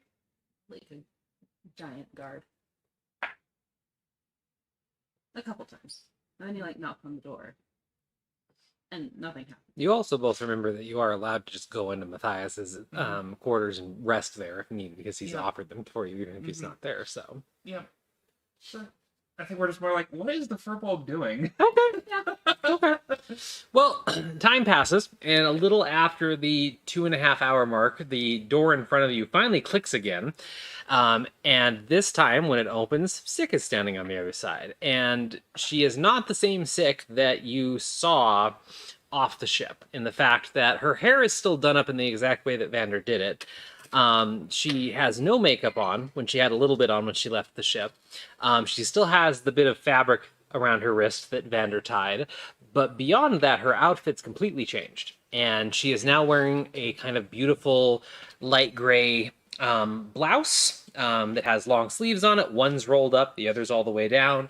She has kind of a lace chiffon white skirt on, a pair of gold and brown, like really pretty sandals, and she looks very comfortable, really beautiful, just very down to earth and not like the crazy corset, tight pants, high boots that she wore off the ship. And she unlocks the door, opens it, takes a step forward because she's like kind of fixated on the ground. Then she looks up and sees you and goes, "Hi." Hi. Did you get my message? No, I didn't. I'm sorry. I've been dealing with the diplomats. She pushes the other sleeve up. Are you okay? Maybe. Is your ex-husband a drow? Out of all the things that I could expect out of your mouth right now, that wasn't one of them. Is he a drow? No, he's an elf. Out of character, the guy was an elf, right? The guy was a drow. He was a drow. He was drow. Okay. Yeah. He's not a drow. No? Why? But he's an elf. Honey, what's going on? Is he about this tall? Sure, yeah, about there. There's a man named Iz here. Like, out on the street. No! I saw him in a tavern. Okay. But he was a drow. He was an elf. A drow. He had long silver hair. All right. Was his name is Raphael Silvermoon, or was it just Iz, He or... introduced himself as Iz. Okay, I think they sound kind of different to me. He's immediately relieved.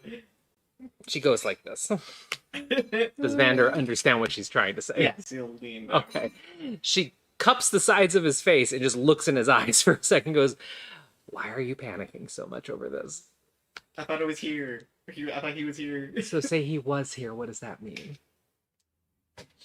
Evil man.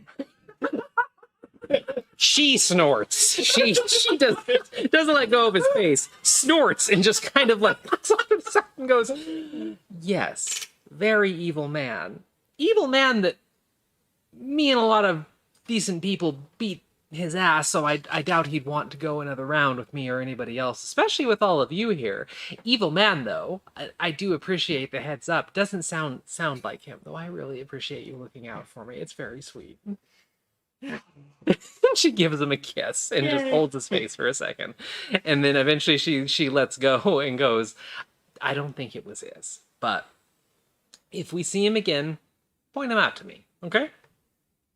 I'm immediately better. Well, have you been out here like the whole time I was in there or something, or what's going on? For a little while. All right, where's everybody else? Oh, they're just awkwardly watching you wait. I think we went inside at some point. I think it Okay. was right at that moment. Okay, okay, Doing. All right, I'm going inside. okay. Are they down at Matthias's? Yeah. All right, Just having tea. I'm copying the scroll down into my ritual book. all right. Did you guys get everything else taken care of? What have you been doing while I've been trapped in there with those idiots? We got funny things for shoes. Funny things for shoes? We'll take out the pair. I got an extra for you. Crampons! Thank you! And she's like, oh, for the village thing. That's very thoughtful. And you're very cute. Should we go catch up with the others? Yeah. All right. And she just like laughs as she walks along with Vander and the crampons in her hand. Just increasingly realizing her type is himbo now. Apparently. And a few minutes later, a very giggly Scalea walks in the different outfit with the pair of crampons in one of her hands off to the side and just walks in like she owns the place to Matthias's and still kind of just chuckling under her breath, and she nods to you both and goes, "Hi." Crisis averted. Everything's okay. Good. What was the crisis? Evil man. He had to tell me he was pregnant. What? I didn't realize you two had gotten onto that. I think we would have heard it on the ship. I don't know if I'm the one who has the. I just was trying to. I'm fucking with him. Ouch.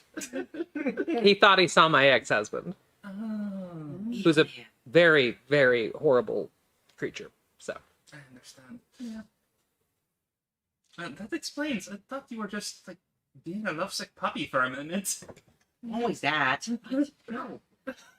She gives you a look like, really? I wouldn't describe him as a lovesick puppy. I think he's kind of like accidentally. I don't know how to describe it. He flirts when he doesn't mean to flirt. I don't know. How would you describe yourself? Pretend we just met. Hit on me. How would you do that? Exactly. But somehow he still's got it. He just doesn't. He can't do it actively.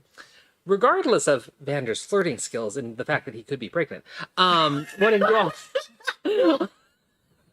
What have you all been up to? Say what? Fake creatures. Yeah, fake creatures. I mean, technically, we're fake creatures too.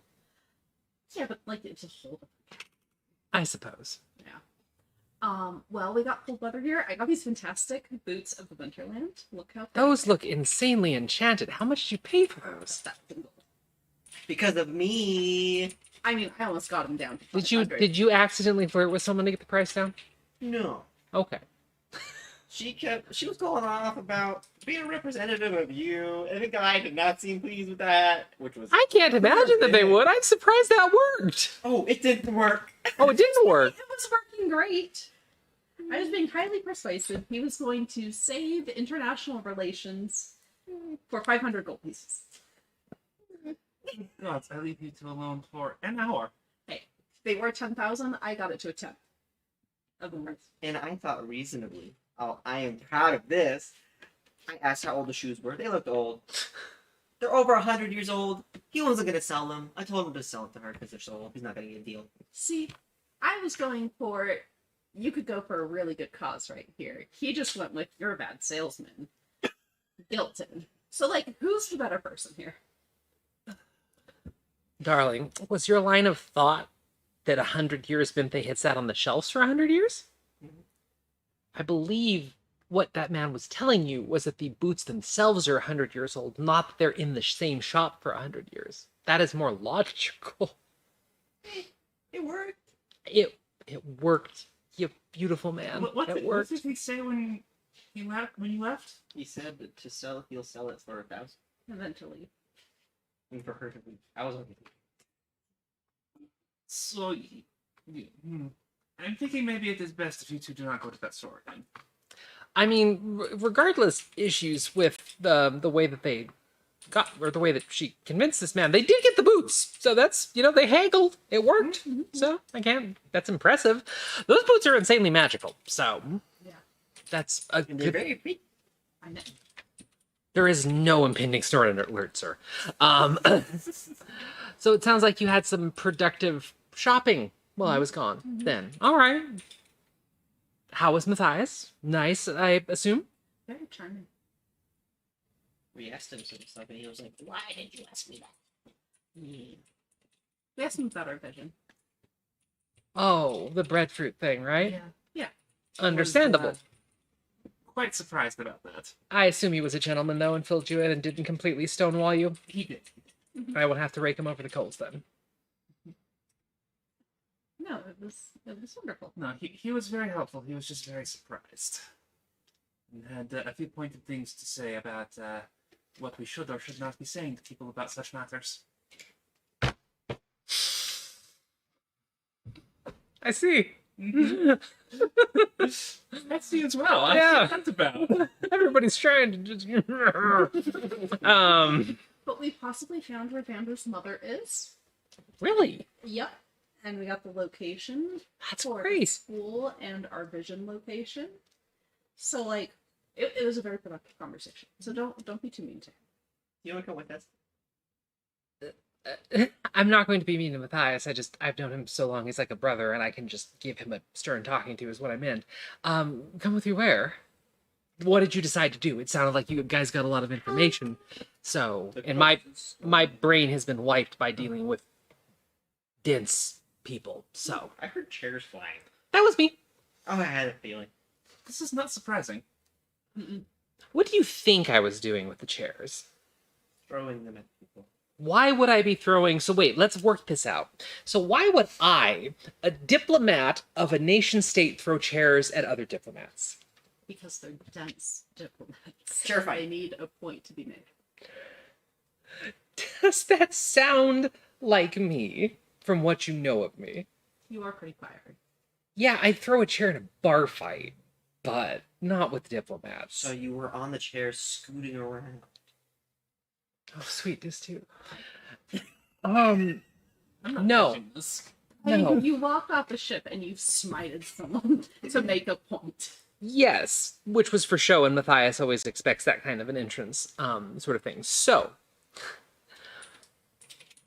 the whole air of needing to be yourself and be the most authentic in Quandir has levels to it.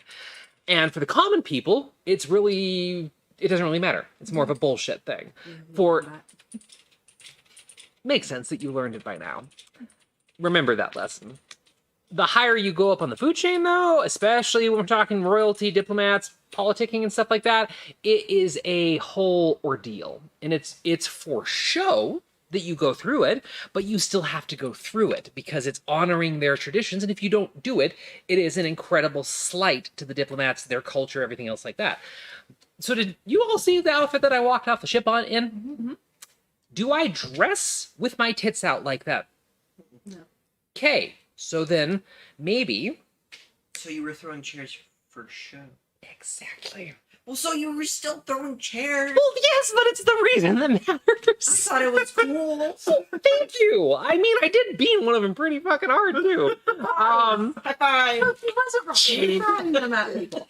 Yes, but it's very much like an act at a performance sort of thing, because I dressed over the top and came into the meeting being boisterous and loud and overconfident, and then they have to try and counteract that and be like, this isn't acceptable, who do you think you are? Blah, blah, blah. And that ended up, chairs were thrown, words were exchanged, yada yada. In the end, I pretended to have a revelation about myself, and I'm like, yes, this is not who I truly am with my tits. And everything else. It has layers to it. I don't want to go into a 2-hour explanation of the intricacies of Quandir politics, but in the end, I changed into my backup outfit. We had a very nice discussion over tea, and we signed all the paperwork that gives me diplomatic immunity when I'm in Quandir for the next 10 days. Reason for my visit here on official record, notes to be sent back home to Arlia, notes to be sent to the royalty here to explain why I'm on the island. It's a whole thing. It's exhausting. It is exhausting, but at least in Quandir, I get to throw chairs at people, and I get to wear that outfit and stuff like that. But it's all for show. So, it can be, but for normal individuals, when you're on the street and going to the bars and just dealing with the common folk, nobody really cares. People do appreciate you acting authentic, but I mean, that's probably just good life advice in general. So, Thank you. I'm glad it worked out. thank you. It took a while, but I know that it would. And hey, I have diplomatic immunity now, so who wants to go kill some royals? I'm kidding. No. I'm kidding. I thought that's what I was about to say. Is that what we're actually doing? Oh, man. What did you all decide to do? It sounded like you got a lot of information from Matthias. What are you doing? Or what's the first goal? Because you asked me if I wanted to come. Where am I coming? The closest The first stop would be the farm. We meet this nearby. It's a good chance to get the lay of the land, and then we can kind of figure out Farm? what our next steps are from there. My Where does the- mom's farm. Where the tea came Oh from. my god, yes. Wait, it's close? It's the nearest of the three. The nearest of the three. 2 hours north of Quandir. Oh, that's nothing. We could get there before sundown. Are we going tonight, or? I just need a few more minutes to finish what I'm doing, and then I'm pretty much ready. My sandals aren't hiking shoes, but I can pop back to the ship and get some different ones. You And got your boots. I don't think they really go with the dress or the skirt, but sure. And she pops them down, kicks off the sandals, and hops into the boots and goes, "Oh, those are some strong enchantments." I just gave her normal boots. Oh, I thought you gave her the. outfitter. I thought you gave her the outfitter boots. Oh, okay, never mind. Okay, well, I just wanted. Yeah, I thought it was the outfitter boots. But yeah, you hand her some boots, and she'll slip them on underneath the white skirt. So, yeah, if you want to go tonight, I definitely want to take along for this, and hopefully we get to find your mom. What are you gonna say to her? think the main question is, can furbolgs get pregnant? You're not. It's for Faye! I don't know! Oh my god. I'm gonna reach over and take two of her hands to grab his hand and look up at him and be like, Vander, has no one ever talked to you about this before? Well, I know the basic intricacies of it. Okay. But- Have we had sex? You Have are, they? No, not at this point. you are awfully fascinated about canoodling for someone who apparently has no idea how it works. I know how it works. I mean, he's a great kisser, but Thanks. the pain in the face. You're not pregnant. I'm Oh, I making. know. Okay. But now it's really bothering me. Can male furbolgs get pregnant because they're Faye? But your mom isn't a furbolg. No, though. but she would know. Well, how would she know? She's my mom.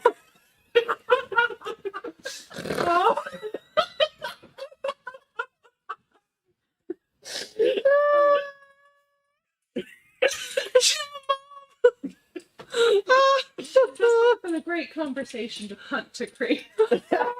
God, how?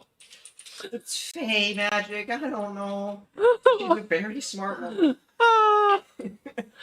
I mean, I hope she has the answers for you, but I'm pretty sure, in my limited knowledge of furblog and Fey anatomy, that's not how any of that works. I was just being flippant and fun and cute. I thought, making jokes, I but thought now it was funny. okay. But Well, it made me really think. I don't think you should. If we do find your long lost mom, I don't think the first thing or the third or fourth or fifth or 10th out of your mouth should be can furblog get pregnant though. Save that for tomorrow. Maybe for breakfast You or really something. should Like have had this conversation with someone a long time ago. It just never came up, I guess. I don't really. It was never really pertinent to know much about the Fae aspect of being a furbolg. I mean, I don't think it's specifically a Fae thing. I mean, it might be. I mean, he raises some interesting questions that I've never thought about this or researched this. So maybe what you should do, you could ask her, but maybe we get to the university, find somebody if it's a professor. So true. Oh, you find a professor in the Fae is what you need. Good gods. You're right. I am right. You guys could go to a library to research this, and I could go crash a birthday party. Why are we crashing a birthday party? Because there's a cute tiefling there. Oh. Oh, she found another one. Pick one or two. Listen, one of them happens to be who knows where in the world. She's alive. Yeah, I know. But also, like, we're not officially an item. We, like, vaguely had half a date plan, and then it just turned into an assassination. Yeah, happens to everybody. Yeah. Yeah, that happens to everyone. Oh, there's a hydrate from Anomaly, from the Anomalous Conglomerate. Thank you, Anomaly, for keeping us hydrated. Talk. Okay.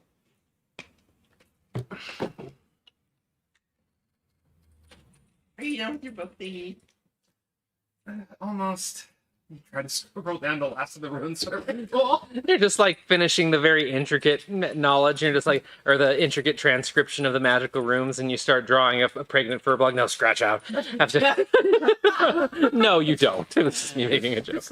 Like, I have to stop. It's like, You're just like, what? What the hell? Yeah, what am I thinking about? What was that conversation that I just had to survive? Was I?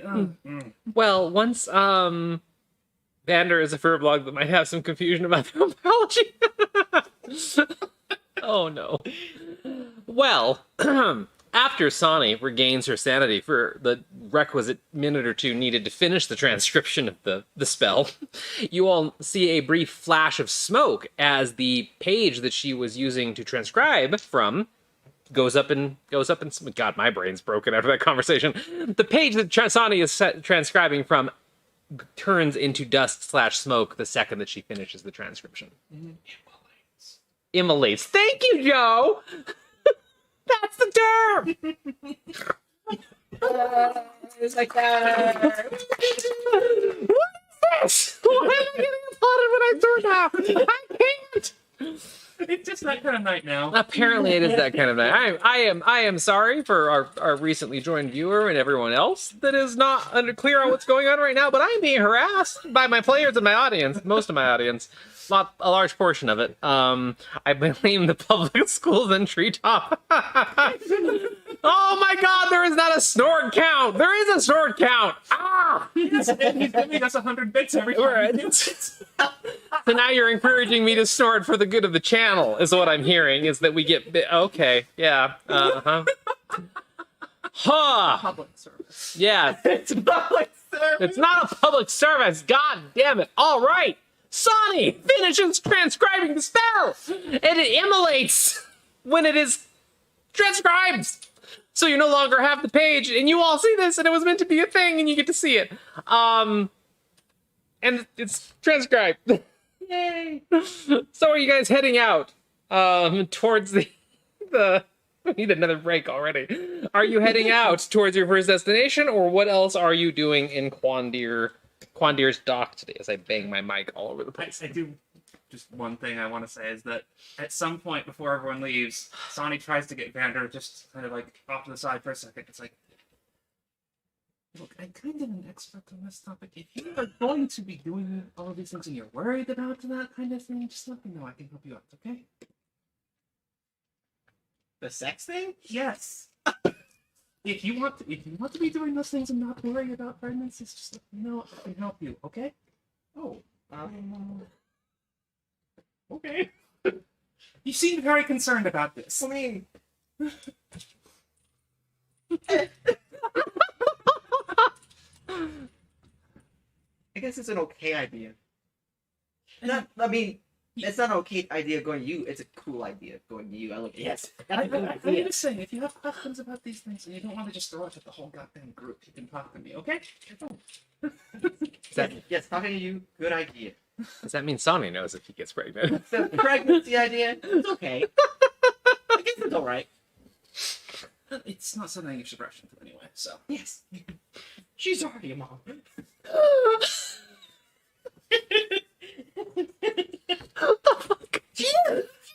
Mom, I just didn't expect that to be the comeback for that. So, okay. But Vander isn't a dad. So. Well, Vander could be a mom, maybe. Vander could be a mom. We don't know. So she is a mommy.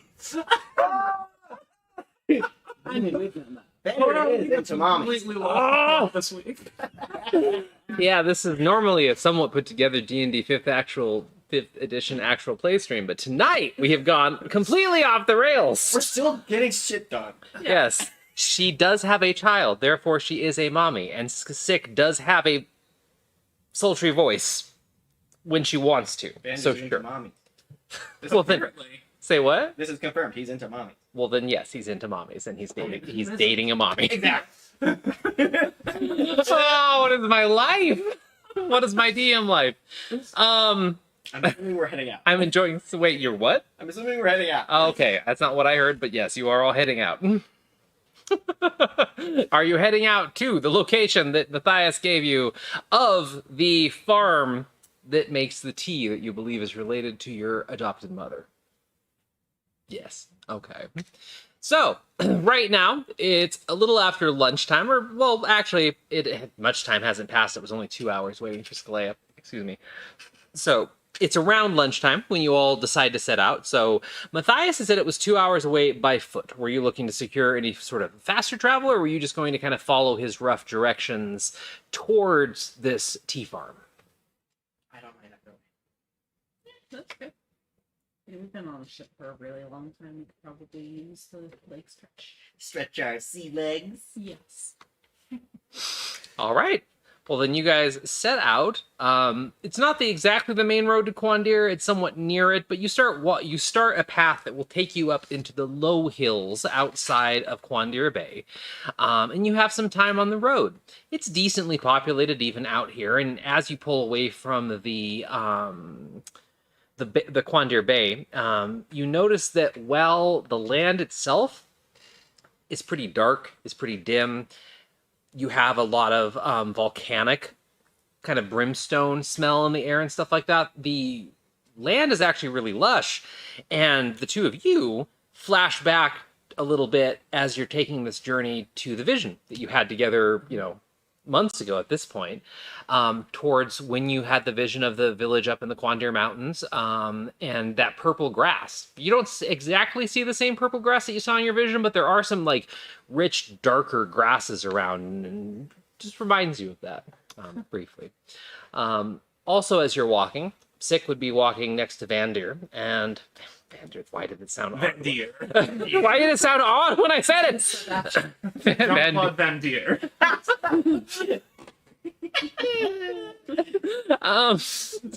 She would randomly comment at some point.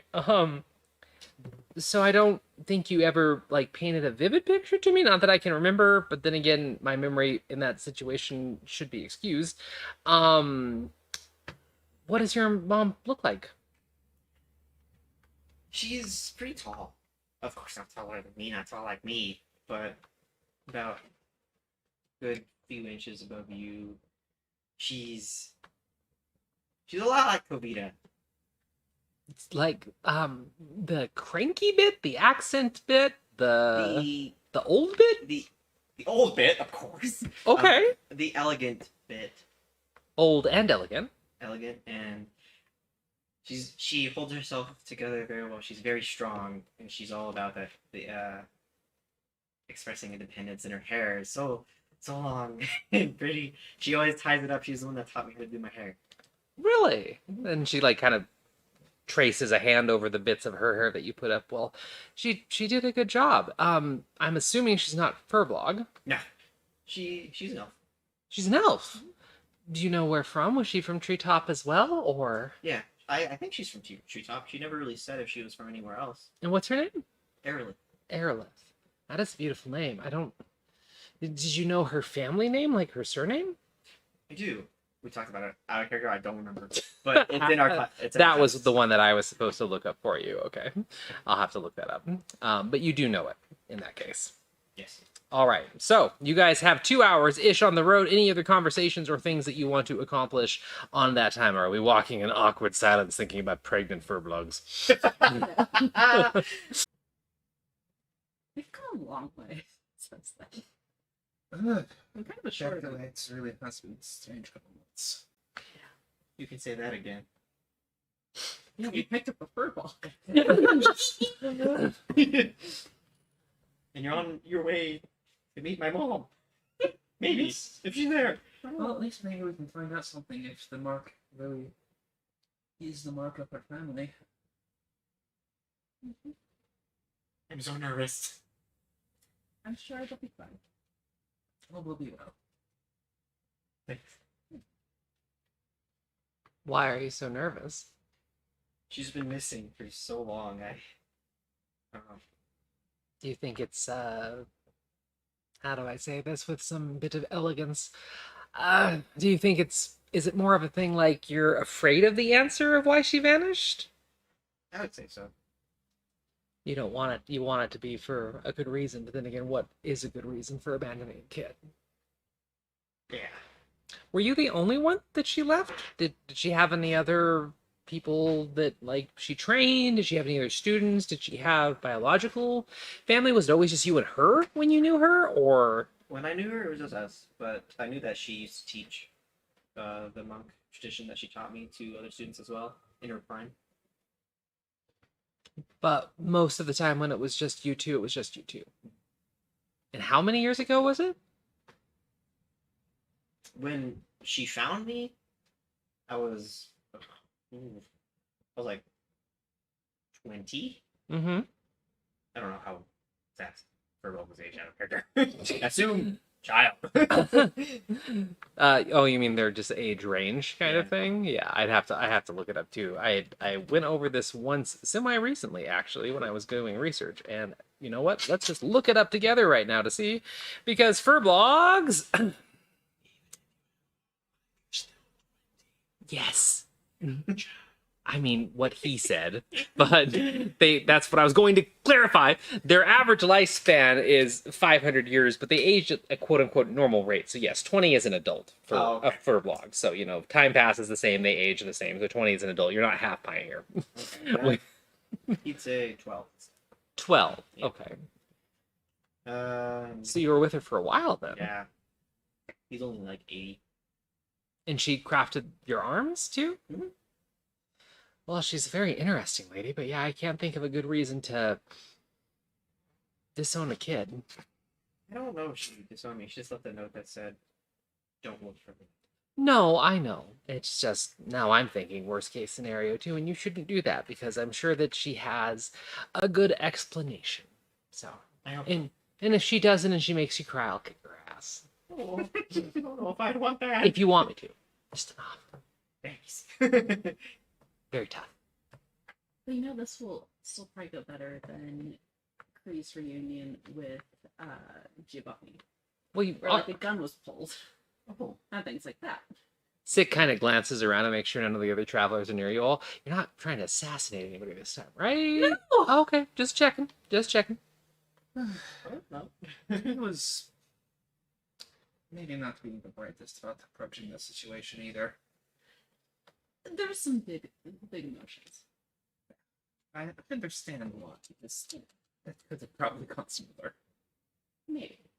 But see, you at least have your same face. Personally. I did grow my beard a little. I'm sure that won't be too much of a hindrance. Okay. Yeah. I think I look nice. You do. Thanks. Very handsome. So, yeah, it'll. All right. Well, you guys continue along the path that gets a little more windy as you get up into the foothills. The people start to drop off. You notice people like stopping to either camp. There is like one small town along the route that some people peel off to, and there's a lot of like small settlement, like little clusters of houses and stuff out in the mountains that probably belong to farmers. But eventually, about hour and 45 minutes on the road, roughly, you crest one of the low hills and a small valley is revealed to you.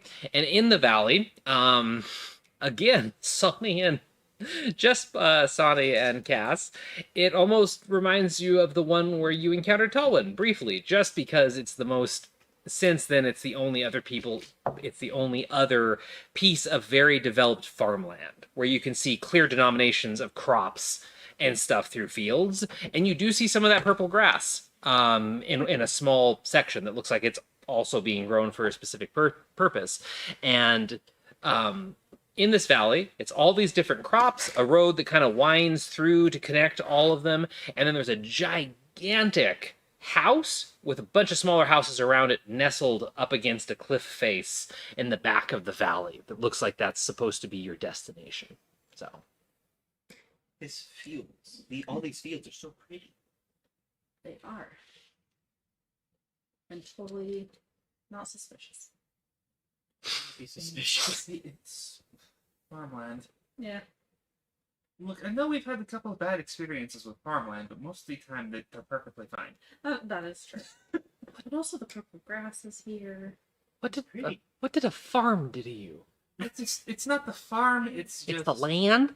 The farmer, Colin. bad encounter shortly after our little group got together. They're a version I of didn't- Evil Man. I didn't see. I only met him the one time. Who slept with him? Colin. No one Oh, slept okay. with him. Different kind of people. No, not that type. Started got turned into a cat. Half-Pint tried to shoot his hands off. He tried to murder a giant, then did kind of mostly murder the giant. Tried to kill us, was sapping the life from all the surrounding farms, and was, most importantly, keeping a tree pod hostage in his house. Oh, that's where you're at. Yeah. Tree pod? Tree pod.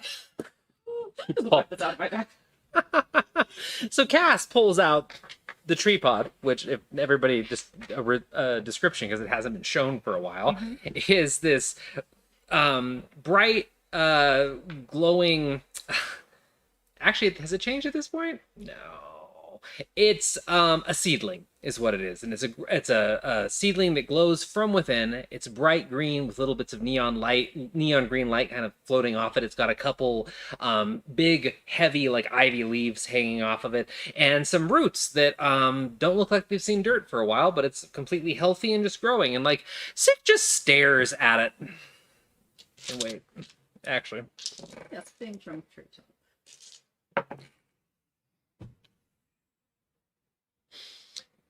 you got that from a farmer? Well, it turns out he's a rune knight. Okay. But yeah, he had this in his house. Sitting on a shelf? It was in the heart of a tree that was sapping the life out of the land. He, God, it was hard to describe exactly. So, there was a job posting to deal with a giant, and we had just gotten together as an adventuring band. We kind of needed some money, so we went to go talk to the man about it. Okay. He sends us to go talk to the giant. The giant is actually a very, very pleasant man, very smart. Tells us about rune magic, and tells us that the man who sent us to him had stolen some of his runes and was drawing power from all the surrounding land to his farm for some purpose. Mhm. So we got to investigate it, and everyone else goes inside the house, but I know how to conceal myself, so Oh, yes. I hide myself and go look around, and I find the runes. And, I figure, well, if they are draining the land, we just need to disable them, so shut them down. Okay. Well, I'm out there doing that, and then all of a sudden, I just hear an arcane gun go off. Because apparently, our friend Half Pint decided it was time to shoot his hands for being a thief. Based on the brief interactions I had with her, okay, that checks. And you would have to tell the rest of what happened inside, because I don't think I fully understand what happened in there. So, Half Pint and Gaspard got banished to another plane for a hot minute. Gaspard came back as a cat and just like kind of stayed cat for a while. And Caleb and I, you never met Caleb, but another member of the party, my cousin, he kind of wandered. Well, we escaped for a bit. I think he decided we weren't a threat. Silly notions.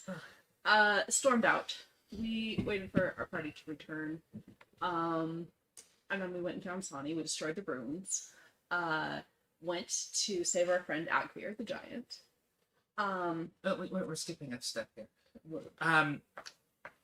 When everything kind of went down, it sort of turned out that the farm had kind of been an illusion. Oh, yeah. Everything was kind of not in as great shape. Okay. And it was more obvious that something strange had happened with the land. And as we were investigating, we found this place with, I think it was in the attic or up the upper level of the structure. Yeah, it's like the whole house changed, and suddenly there was an attic, and there was a tree in there. Like a tree was just going through the entire house. It was covered in runes.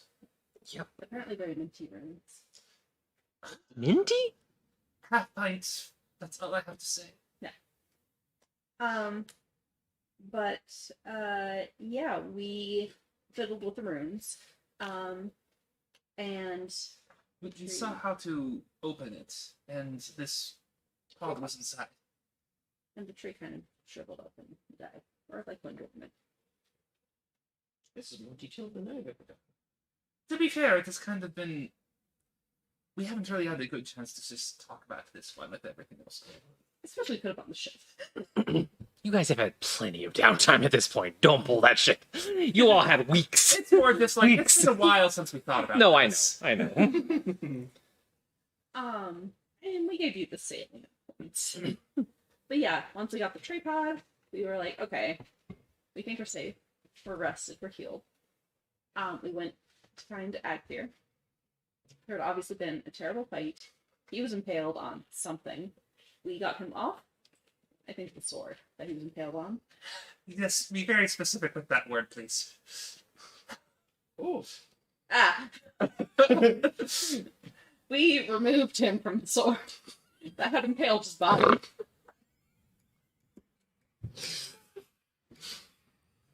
We may have also just gotten off the tree on at that point.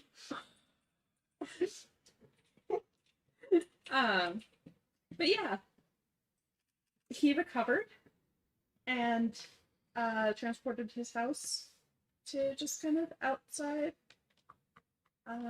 place that we just left. Orshire, of which we are heroes. That's when we met Vander. So that's kind of the whole backstory, and that's how we got the seed pod. We were planning to possibly take it back to Treetop, but one of those things where there's always been more pressing priorities. During Cass's very long and detailed explanation, which is great because yes, Vander hasn't heard a lot of this and it just hasn't been talked about for a while. James, you've all watched Six demeanor change because she's obviously been insanely playful since she came back from the Diplomax quarters, and in most of the time that you've known Six, she has been more lighthearted than not, despite the station that she holds and the person that you know her to be. But as Cass talks, you watch Six demeanor fade into more of an icy, concerned one. And she stands up a little bit taller. Her pale skin goes a little bit paler. Her eyes narrow a bit. And at one point, you even see a hand kind of like out of muscle memory go to rest on a rapier that's not there right now. And her arm just kind of drops and she shakes it. And when Cass finishes, she has one thing to say, which is, who have you shown or told about that? And he is one of the people that is missing now. His cabin was attacked before we left Russia. Is there something about this seed that's bad? I mean, I'm not familiar with it, but it was definitely a very strange situation. It's the giant big trees of Treetop that like hold up our cities and all that. Is that one the... It's the baby version. So it's extremely magical, very powerful. Yes and no. Who told you that? Egbert told you that? This giant fella? He's right and he's wrong. It's not that there's something wrong with it. It's that you're holding an insanely valuable, almost one of a kind relic of the past in your hands, Cass. And you've been carrying it around in your bag, apparently, this entire time without realizing what you're carrying, which boggles my mind. It's not your fault, of course. You didn't know what it was, but I don't even know an equivalent that I can use to draw an example here of what you have. Right there. That is, we used one to stop Edwin. Oh. Yeah. The Heroes of Arlia had the last one that was on record, or that we knew about. And it's pretty much the main reason that we defeated Edwin. How do you defeat a person with a seed? It's not the seed particularly. It's the fact that that seed grows into a house. That doesn't grow into a tree. It doesn't grow into one of the trees of Treetop. It doesn't grow into... It grows into a house. The ancient Druids, before Treetop was Treetop, had a way of manipulating and altering seeds before they grew. And they were called life weavers. And they developed, perfected, and made this craft that got lost to time years later on how to design these things. And it's fascinating. But they vanished, and they've been gone for thousands of years. And while there are tales and fairy tales and sightings of them every so often, the houses, not the seeds, the first one that we've ever really been able to confirm was back during the war with Edwin, and the Heroes of Arlia came to possess one of these houses. The houses have the ability to travel the world.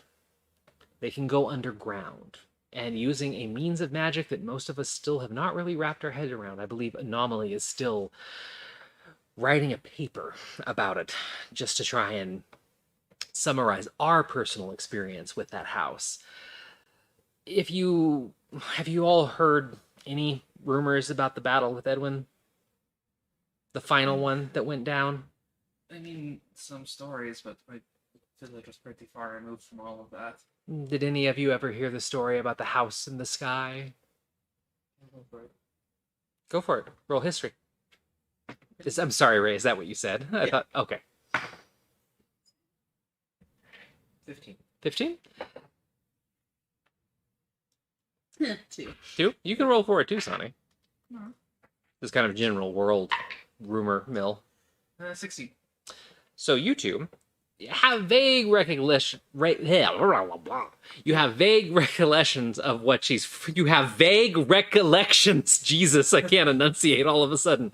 Of what Sick is referencing. So in the final battle against Edwin and his troops, it was kind of a multi-nation effort, and there was a lot of people involved in it. And a lot of rumors, of course, naturally sprung up about this battle because of the grand nature of it and because of the fact that to this day, there's not a real satisfying answer on how Edwin was defeated. It's just Edwin was defeated, the need for the magical licenses vanished overnight, the ley lines became uncrystallized, and the normal flow of the weave and magic returned. And most people in the end were just happy that that's what happened, but there's still not a satisfying answer, at least publicly, of what the hell happened, how did Edwin freeze magic, and how everybody else unfreeze magic. So of course, a ton of rumors sprang up.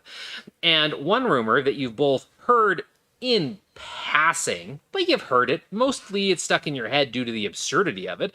But the final battle against Edwin was at a place called Chesil Peaks. And there was a rumor, fairy tale at this point, that there was a house seen hanging in the sky thousands of feet up. And the way that they got the strike force to the point that they needed to be to attack Edwin past the army he had accumulated from the Empire of Elion that he took over was using this house in a brave attempt by a whole bunch of individuals in the in this house and a mercenary group called Hell or High Water. Yes, something about Arya and Hell or High Water? Yeah, those are mostly true, depending on the ones that you heard. We had this house, and the house primarily traveled underground, but for a brief period we were able to get it into the air using part of the enchantments on it, and a lot of people lost their lives that day, but we were able to fight Edwin and stop him in the end because those mercenaries, Hell or High Water, got in and got a signal crystal pretty close to Edwin, which let us teleport down from the house. It was a multi-tiered, very complicated effort, but the only reason we did it was because of that house. That house was in rough condition at that point because if you ever meet Anomaly, you need to ask her about blowing the side of the house off with her dragon. No, very interesting. It was actually amazing, but she took off half of the house with her dragon at one point. Well, sorry, she took off half the house when she pretty much assassinated an enemy general without even telling us what was about to happen. We were about to attack, but Anomaly assassinated this general and then took her magical staff and the dragon she controlled. So anyway, I'm getting distracted. That is an insanely valuable thing. You shouldn't put it in the fucking bag now. These life weavers, you said they are lost to time. As far as we forgotten art. Yes, as far as we know. Maybe that's what you are. A life weaver. You said you were bound to the seed or something? That's not. I think that was more of an Agfear thing. I think he helped find it to me. So maybe you're a life weaver. Maybe that's your calling as a druid. That would be really cool. Maybe you weren't meant to be a traditional druid as they're seen today, but maybe you were one of the ancient types. That would be awesome. I mean, it could be. I don't know a lot about the art myself, I know that it's lost time. We did find some runes when I was briefly with the heroes at one point, but I was only with them for a brief time. We did find some runes that we believe belong to the Life Weavers. And a lot of the area we think they used to incubate those seeds, but needless to say, you were in possession of one of the most powerful / rare / dangerous magical artifacts possibly on this planet. So treat that with care. Don't show that to anyone, I would say. And we should talk about what you plan to do with that, because that's suddenly a matter of like national security, not only for Arlia but the world. We're gonna bring it back to Treetop, thinking it was like, gonna help with the forest growth and all that. I mean, it wouldn't have been a bad idea, but I mean, the second that anyone from Treetop nobility saw that, it would get taken from you by force, because they would reclaim it as part of Treetop's heritage, and they would use it for whatever needs that the Treetop nobility sees fit. That's treetop nobility. Not good. Agreed. I have a multitude of ideas on what you could do with it for it to be safe. The anomalous conglomerate is the leader instantly in my head, because Anomaly would be able to protect the thing, or at least prevent others from scrying on it or finding it, or etc. But that can also be a later conversation. I'm sorry if I was rude. That just was one of the biggest frights / surprises I've had in my life. So No, I appreciate having more clarity on what. do you have anything else in your bag that you need, like, identified? No. Okay. No other weird phenomenon hanging around you folks? Not at the moment. He had Yeah. a cool pipe. Is it just his normal one that he had? It's a pipe of smoke monsters. It's his pipe of what? Smoke monsters. Oh, I forgot about that pipe. Yes. This had it. Did you hold it up? Yeah, he's like, What is that? Oh, okay. I mean, that's actually really cool. I also don't think that's going to probably destroy a nation or anything. Hopefully, Probably not. Probably not. Like, I have a ring from the hag, but, like, I think we know what that is. Hagrid that had the It was a signet. her family crest on it. Yeah, all and I along have the and stuff. hag's spell book. So you're carrying around a ring from a hag and a hag's spellbook. Mhm. You didn't have them identified or have a mage look at them or I anything. did not know you kept those. Yeah. Why did Oh you keep my these? goodness, dude. Cass, did you just shove everything in your bag? Kind of, yeah. This is why I am not materialistic. I mean, it does I'll help take a with look stuff at those like when we this. stop. Forget about it. Yeah, I'll just hand them. Okay, this is very presumptuous of me, but if you ever buy me a ring, don't buy me an unidentified magical ring that you got from someone who just kept it in a purse. You want a ring? It was meant to be mostly a joke, Ender. I would. Ring. Was the ring identified or not? The what I'm gonna get you? Oh, I didn't even know she kept it. I feel like we did do some, like, we tried to. identified it. We Yeah. historically identified where it came from. We didn't do anything. with Yes, the you ring did itself. not actually have the spell identify cast on it. Yeah, Yeah. that's true. I didn't Okay. have it until a few sessions later, and Sonny's wasn't aware you kept all that. Okay. All right, I realize that we are on the road really close to where your mom probably is, and I want to get there, but I also want to make sure that you don't bring a ring of let's summon a lich or something with how this day is going. The hag didn't summon a lit, so I think that's all. Gimme! Okay. She takes the ring, pinches it, looks it over, holds it up to the sunlight, and she starts to swirl her fingers next to it. And you can see some silvery, faintly blue magic starting to build up in her hand as she casts a spell. So, you remember a description of this ring? You sound like you kind of did. I can do identify now too. So Well, yeah, Sig just took over at this point, but Let's see. It is a brass ring that's gone blue. The crest is 2 tridents with mountains in the background. The crest belongs to a very old family, the Villarreal family, Mm-hmm. known for establishing shipping lanes that connect the most remote part of the world. Very integral to history. I don't think we need the whole history of that family. But Hell and High Water went to them and ended the invasion and was successful. Yes, and my understanding as well is our gods assisted in ending what was going on there. All right.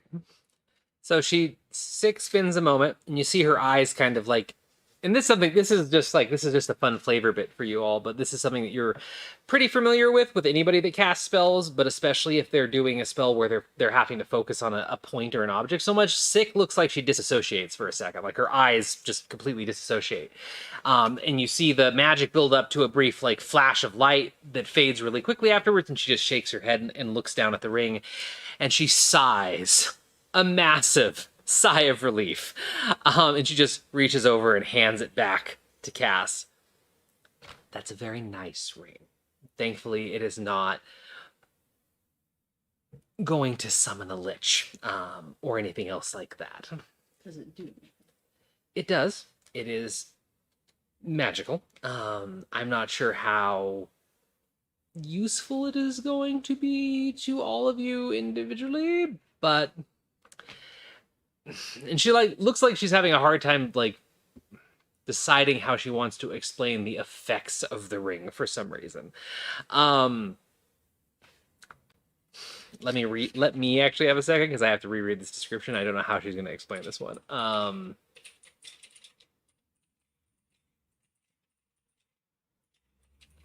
All right. So the best way to explain this, it's meant as a ring of foresight, augury, insight. It helps with supposedly deciding paths. I've heard of it before. It's kind of a rare one, so you could probably sell it for a lot. It's called the Ring of the Right Path. So every day you can call upon the energies in it if you're wearing it, if you're attuned to it. And with that energy, if you find yourself presented with like a decision, a big decision or something like that, a fork in the road in your life, or even just your day, you can bid the ring to make the decision. And supposedly it will tug your hand, tug your brain in the direction of the best option. But it's not always, it's the least bad option that it will take you towards. So it's not an exact science by any means. That's cool. It definitely makes sense to have it as a family crest or a family ring or something, because they probably thought it brought good luck to them. So. Okay. So what about that spell book from the hag? Sonny, you can study. It was a lot of nonsense. I I will- didn't understand most of it. I will take care of this. Yeah. It kind of was like the ramblings of the mad person. All right. I didn't believe you took this and then just give it to the guards. I mean, you could also just burn it, but if you are somebody that has, you are somebody that actually has, a pretty deep understanding of the arcane, so I assume that it will be fine for you. So, all right. No other strange magical items or revelations you want to smack me with? I mean, I have this orb of lips on me. You what? What? I could tell it was a joke, but still at the same time, my heart went a little cold for a second. So I'm just not in the mood to fight a lich today, and I don't have my armor or my rapier, which I feel like I should have grabbed off the ship, but I've never fought a lich. I don't want to fight one. I don't want to. Just go to the. they're not fun to fight, no. Let's go to the farm. I have a tree drop. Oh, I haven't seen one of those in a long time. I know. I love those. I used to have a set when I was a kid. I don't know what happened to those, but yes. To possible mother? Let's go. All right. And you guys start walking down the hill after that very interesting detour. Because yeah, nobody ever showed the elf from Treetop the seed pod before this. So I was waiting for that to happen. So you guys descend into the valley, and it's only 15-20 minute walk at this point towards the farm that's nestled against the cliff at the end. And as you're walking, you get hit with like the different smells of the purple grass has a distinct fruity smell to it, which matches what was in your dream. Apparently, that fruitiness that you smelled wasn't the breadfruit, and it was this grass. I thought it was us. Bunch of fruits. Oh my god. Oh. And you start to see signs of life. You see a couple humans and elves in the fields that are just working the land, that stand up and kind of stretch, and some just look at you from a distance, one or two wave as you're walking along the road. And as you get closer to the house, you realize that the house that is up against the cliff is probably hundreds of years old. It looks to be very old, worn, rebuilt, pieces of it rebuilt over time. The smaller houses around it seem to be either newer construction homes, or a lot of it seems like it's just storage for whatever's grown on in the mini fields. And the closer that you get to the settlement, the more and more you smell tea. And you've smelled it for a little while now in the fields, but now that you're getting closer, it smells like the tea shop of someone's dreams as you're getting towards these outer buildings here. And you also see about 3 or 4 furblogs. None of them as tall as Vander, but you see them in the distance walking around with many others that seem to be at this farm. The first building that you all pass is an actual tea shop that is open and has a lot of people that look like they're from probably Quandir proper. There's a couple stables outside. Lots of horses and carriages are down here. People are sitting outside on this very large patio outside this house, drinking tea and being served. Are we stopping anywhere, or we can keep going towards the main house? Kind of, that's what I was assuming, but I'm just going to double check. Yeah, keep going. Keep going? Okay. So you keep going, and eventually you get to like the grand set of stairs that leads up to this house. It very much like could have been like a keep or a castle or something like that, but it's just like a massive wood house built into this cliff. And as you get there, an older looking human woman who's just sitting down on a chair near the bottom of the stairs. She looks like she's working on a pile of books, maybe a ledger or something open in her lap, and she's just stretching away, and she like looks up as she sees the 4 of you getting closer, and she looks like a little confused and closes the book and waits for you to get within earshot and goes, hi, can I help you all? Yes, maybe, hopefully. The tea shop's back there if you were looking for... I'm not looking for the tea shop. No. All right, how can I help you? Were you applying for work, or... No. This is my friend Vander. My name is Sonny. This is Cass. And Hello? Vander saw the symbol that your products are branded with and realized that it's... Well, why don't you show? I'll pop off my arm. And I'll show the inner... She goes, and like jumps for a second as she sees the arm detach, and then like catches herself as she realizes what's going on, and you just like flip it around to show it. Oh, all right. That's strange. I've never seen our emblem on anything that isn't tea, but so why does that marker on your... Sorry, I'm confused. The person whose crest this belongs to is my mother. I'm looking for her. Is she here, Erlith? Erlith Samir? Yes, this is... Well, I mean, I believe she's here. This is her land, her farm. It's been in the family for generations, sort of thing. Are you a friend of I'm hers? her son. She, like, looks down at your feet. Not biological. Adopted. Adopted son. All right. I can get her for you if you'd like. Yes, please.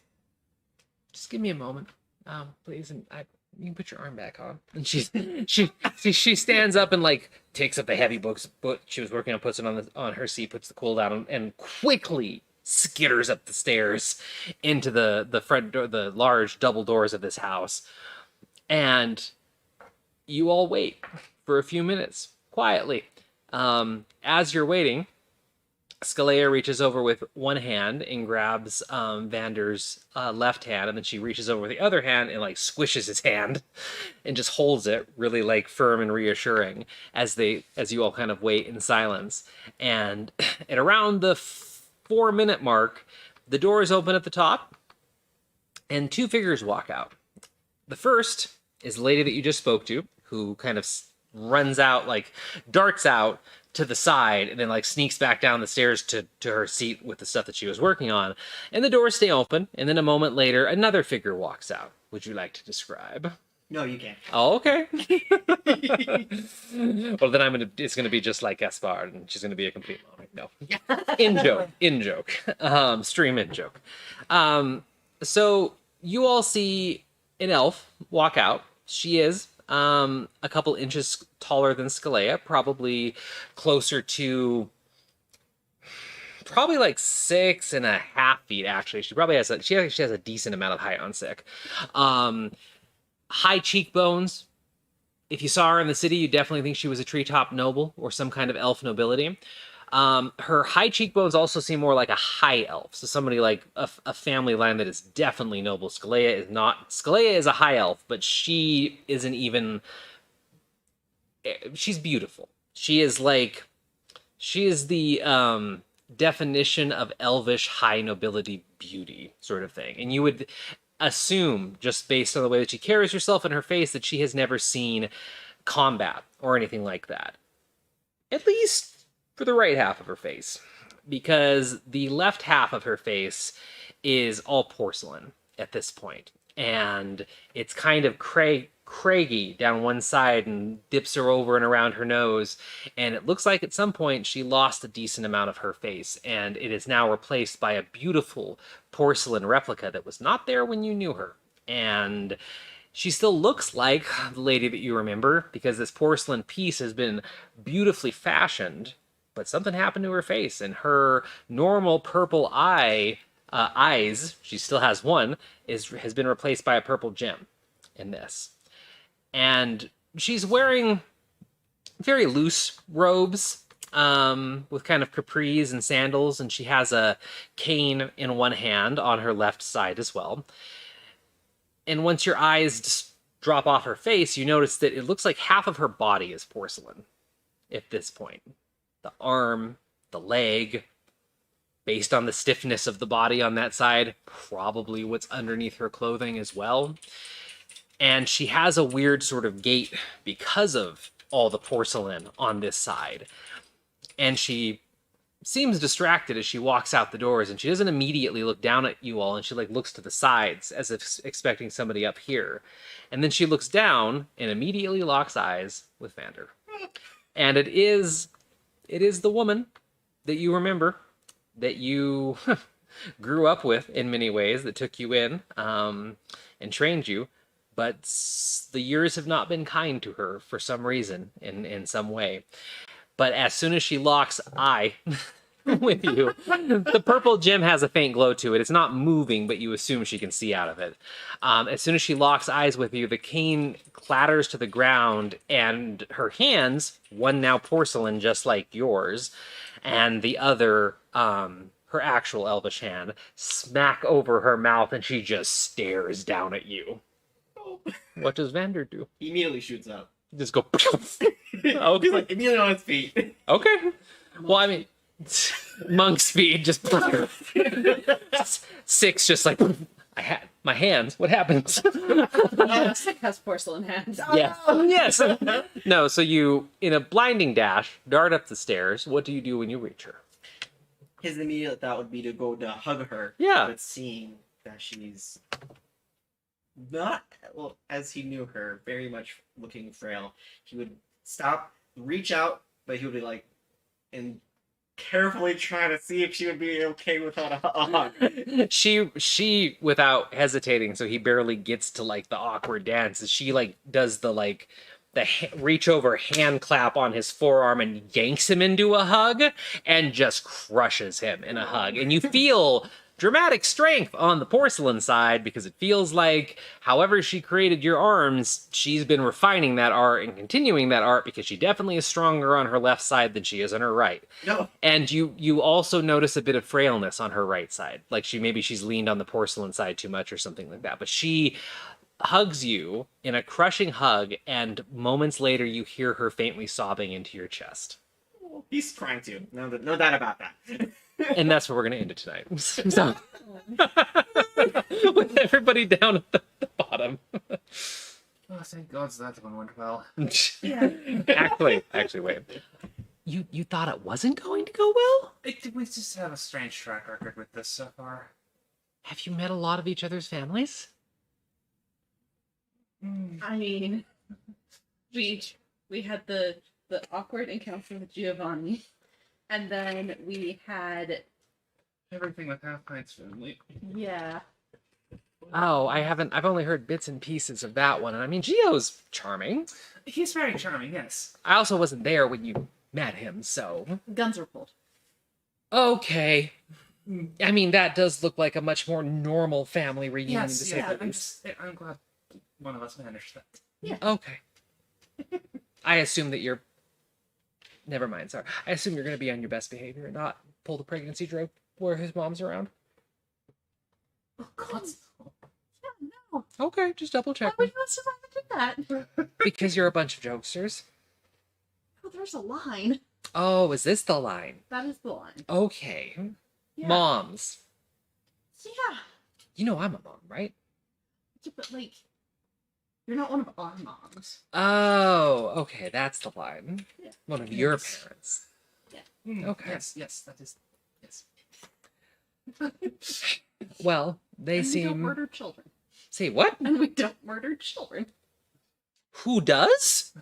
Evil people? Evil mom. I don't know where this is coming from either. I'm just saying we have many lines. Okay. Okay. Well, it looks like the reunion's going as well as can be just expected for now, so I guess we'll just have to see what her answer is for abandoning her kid, which I am really hope she has a good one. We'll see. I mean, Gio had a good reason. Did he? Did Kree really accept it? Because in the I have no idea what actually happened, but Kree's seem to carry such a weight. Besides the whole assassination thing. They do, yes. I mean, it wasn't perfect.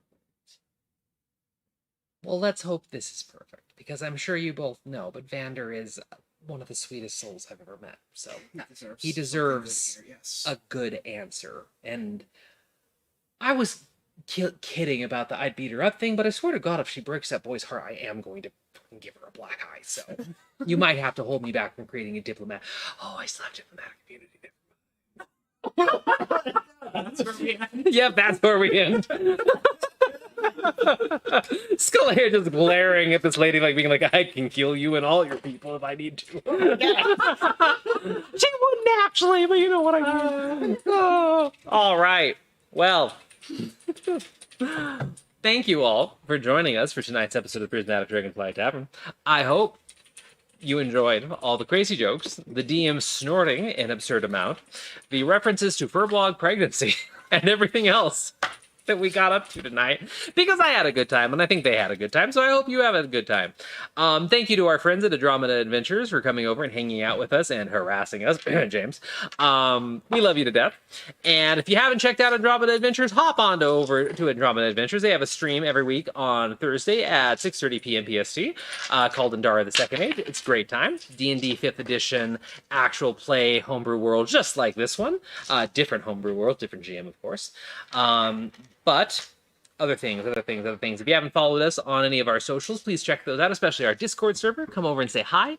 And because I didn't get to do my spiel at the beginning because I was an absolute wreck, if you like board games, TTRPGs, and assorted nerdery, including cool things you can buy, like dice and live panels that you can go to, such as ones about TTRPG safety systems or diversity in gaming, then you should check out RageCon.com, because in 32 days, 31 days, something like that, we are going to have RageCon here in Sparks, Nevada, and it is a multi-day, 3-day ordeal, June 30th to July 2nd, and it's a convention. It's a convention.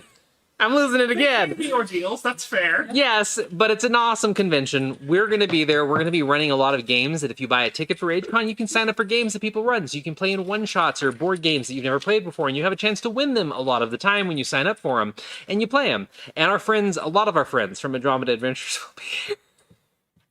So, if that sounds cool, and you're in the Northern Nevada area or the Northern California area, and you want to travel over here, then you should check out RageCon.com and come out and hang with us. And yes, we do love you, RageCon. I am going to sign off for the night. But hopefully you enjoyed. Hopefully you had some fun. Hopefully you have a good, amazing week and a nice extra day off tomorrow. Hopefully you get an extra day off tomorrow. And otherwise, we will see you next week. Prismatic Dragon.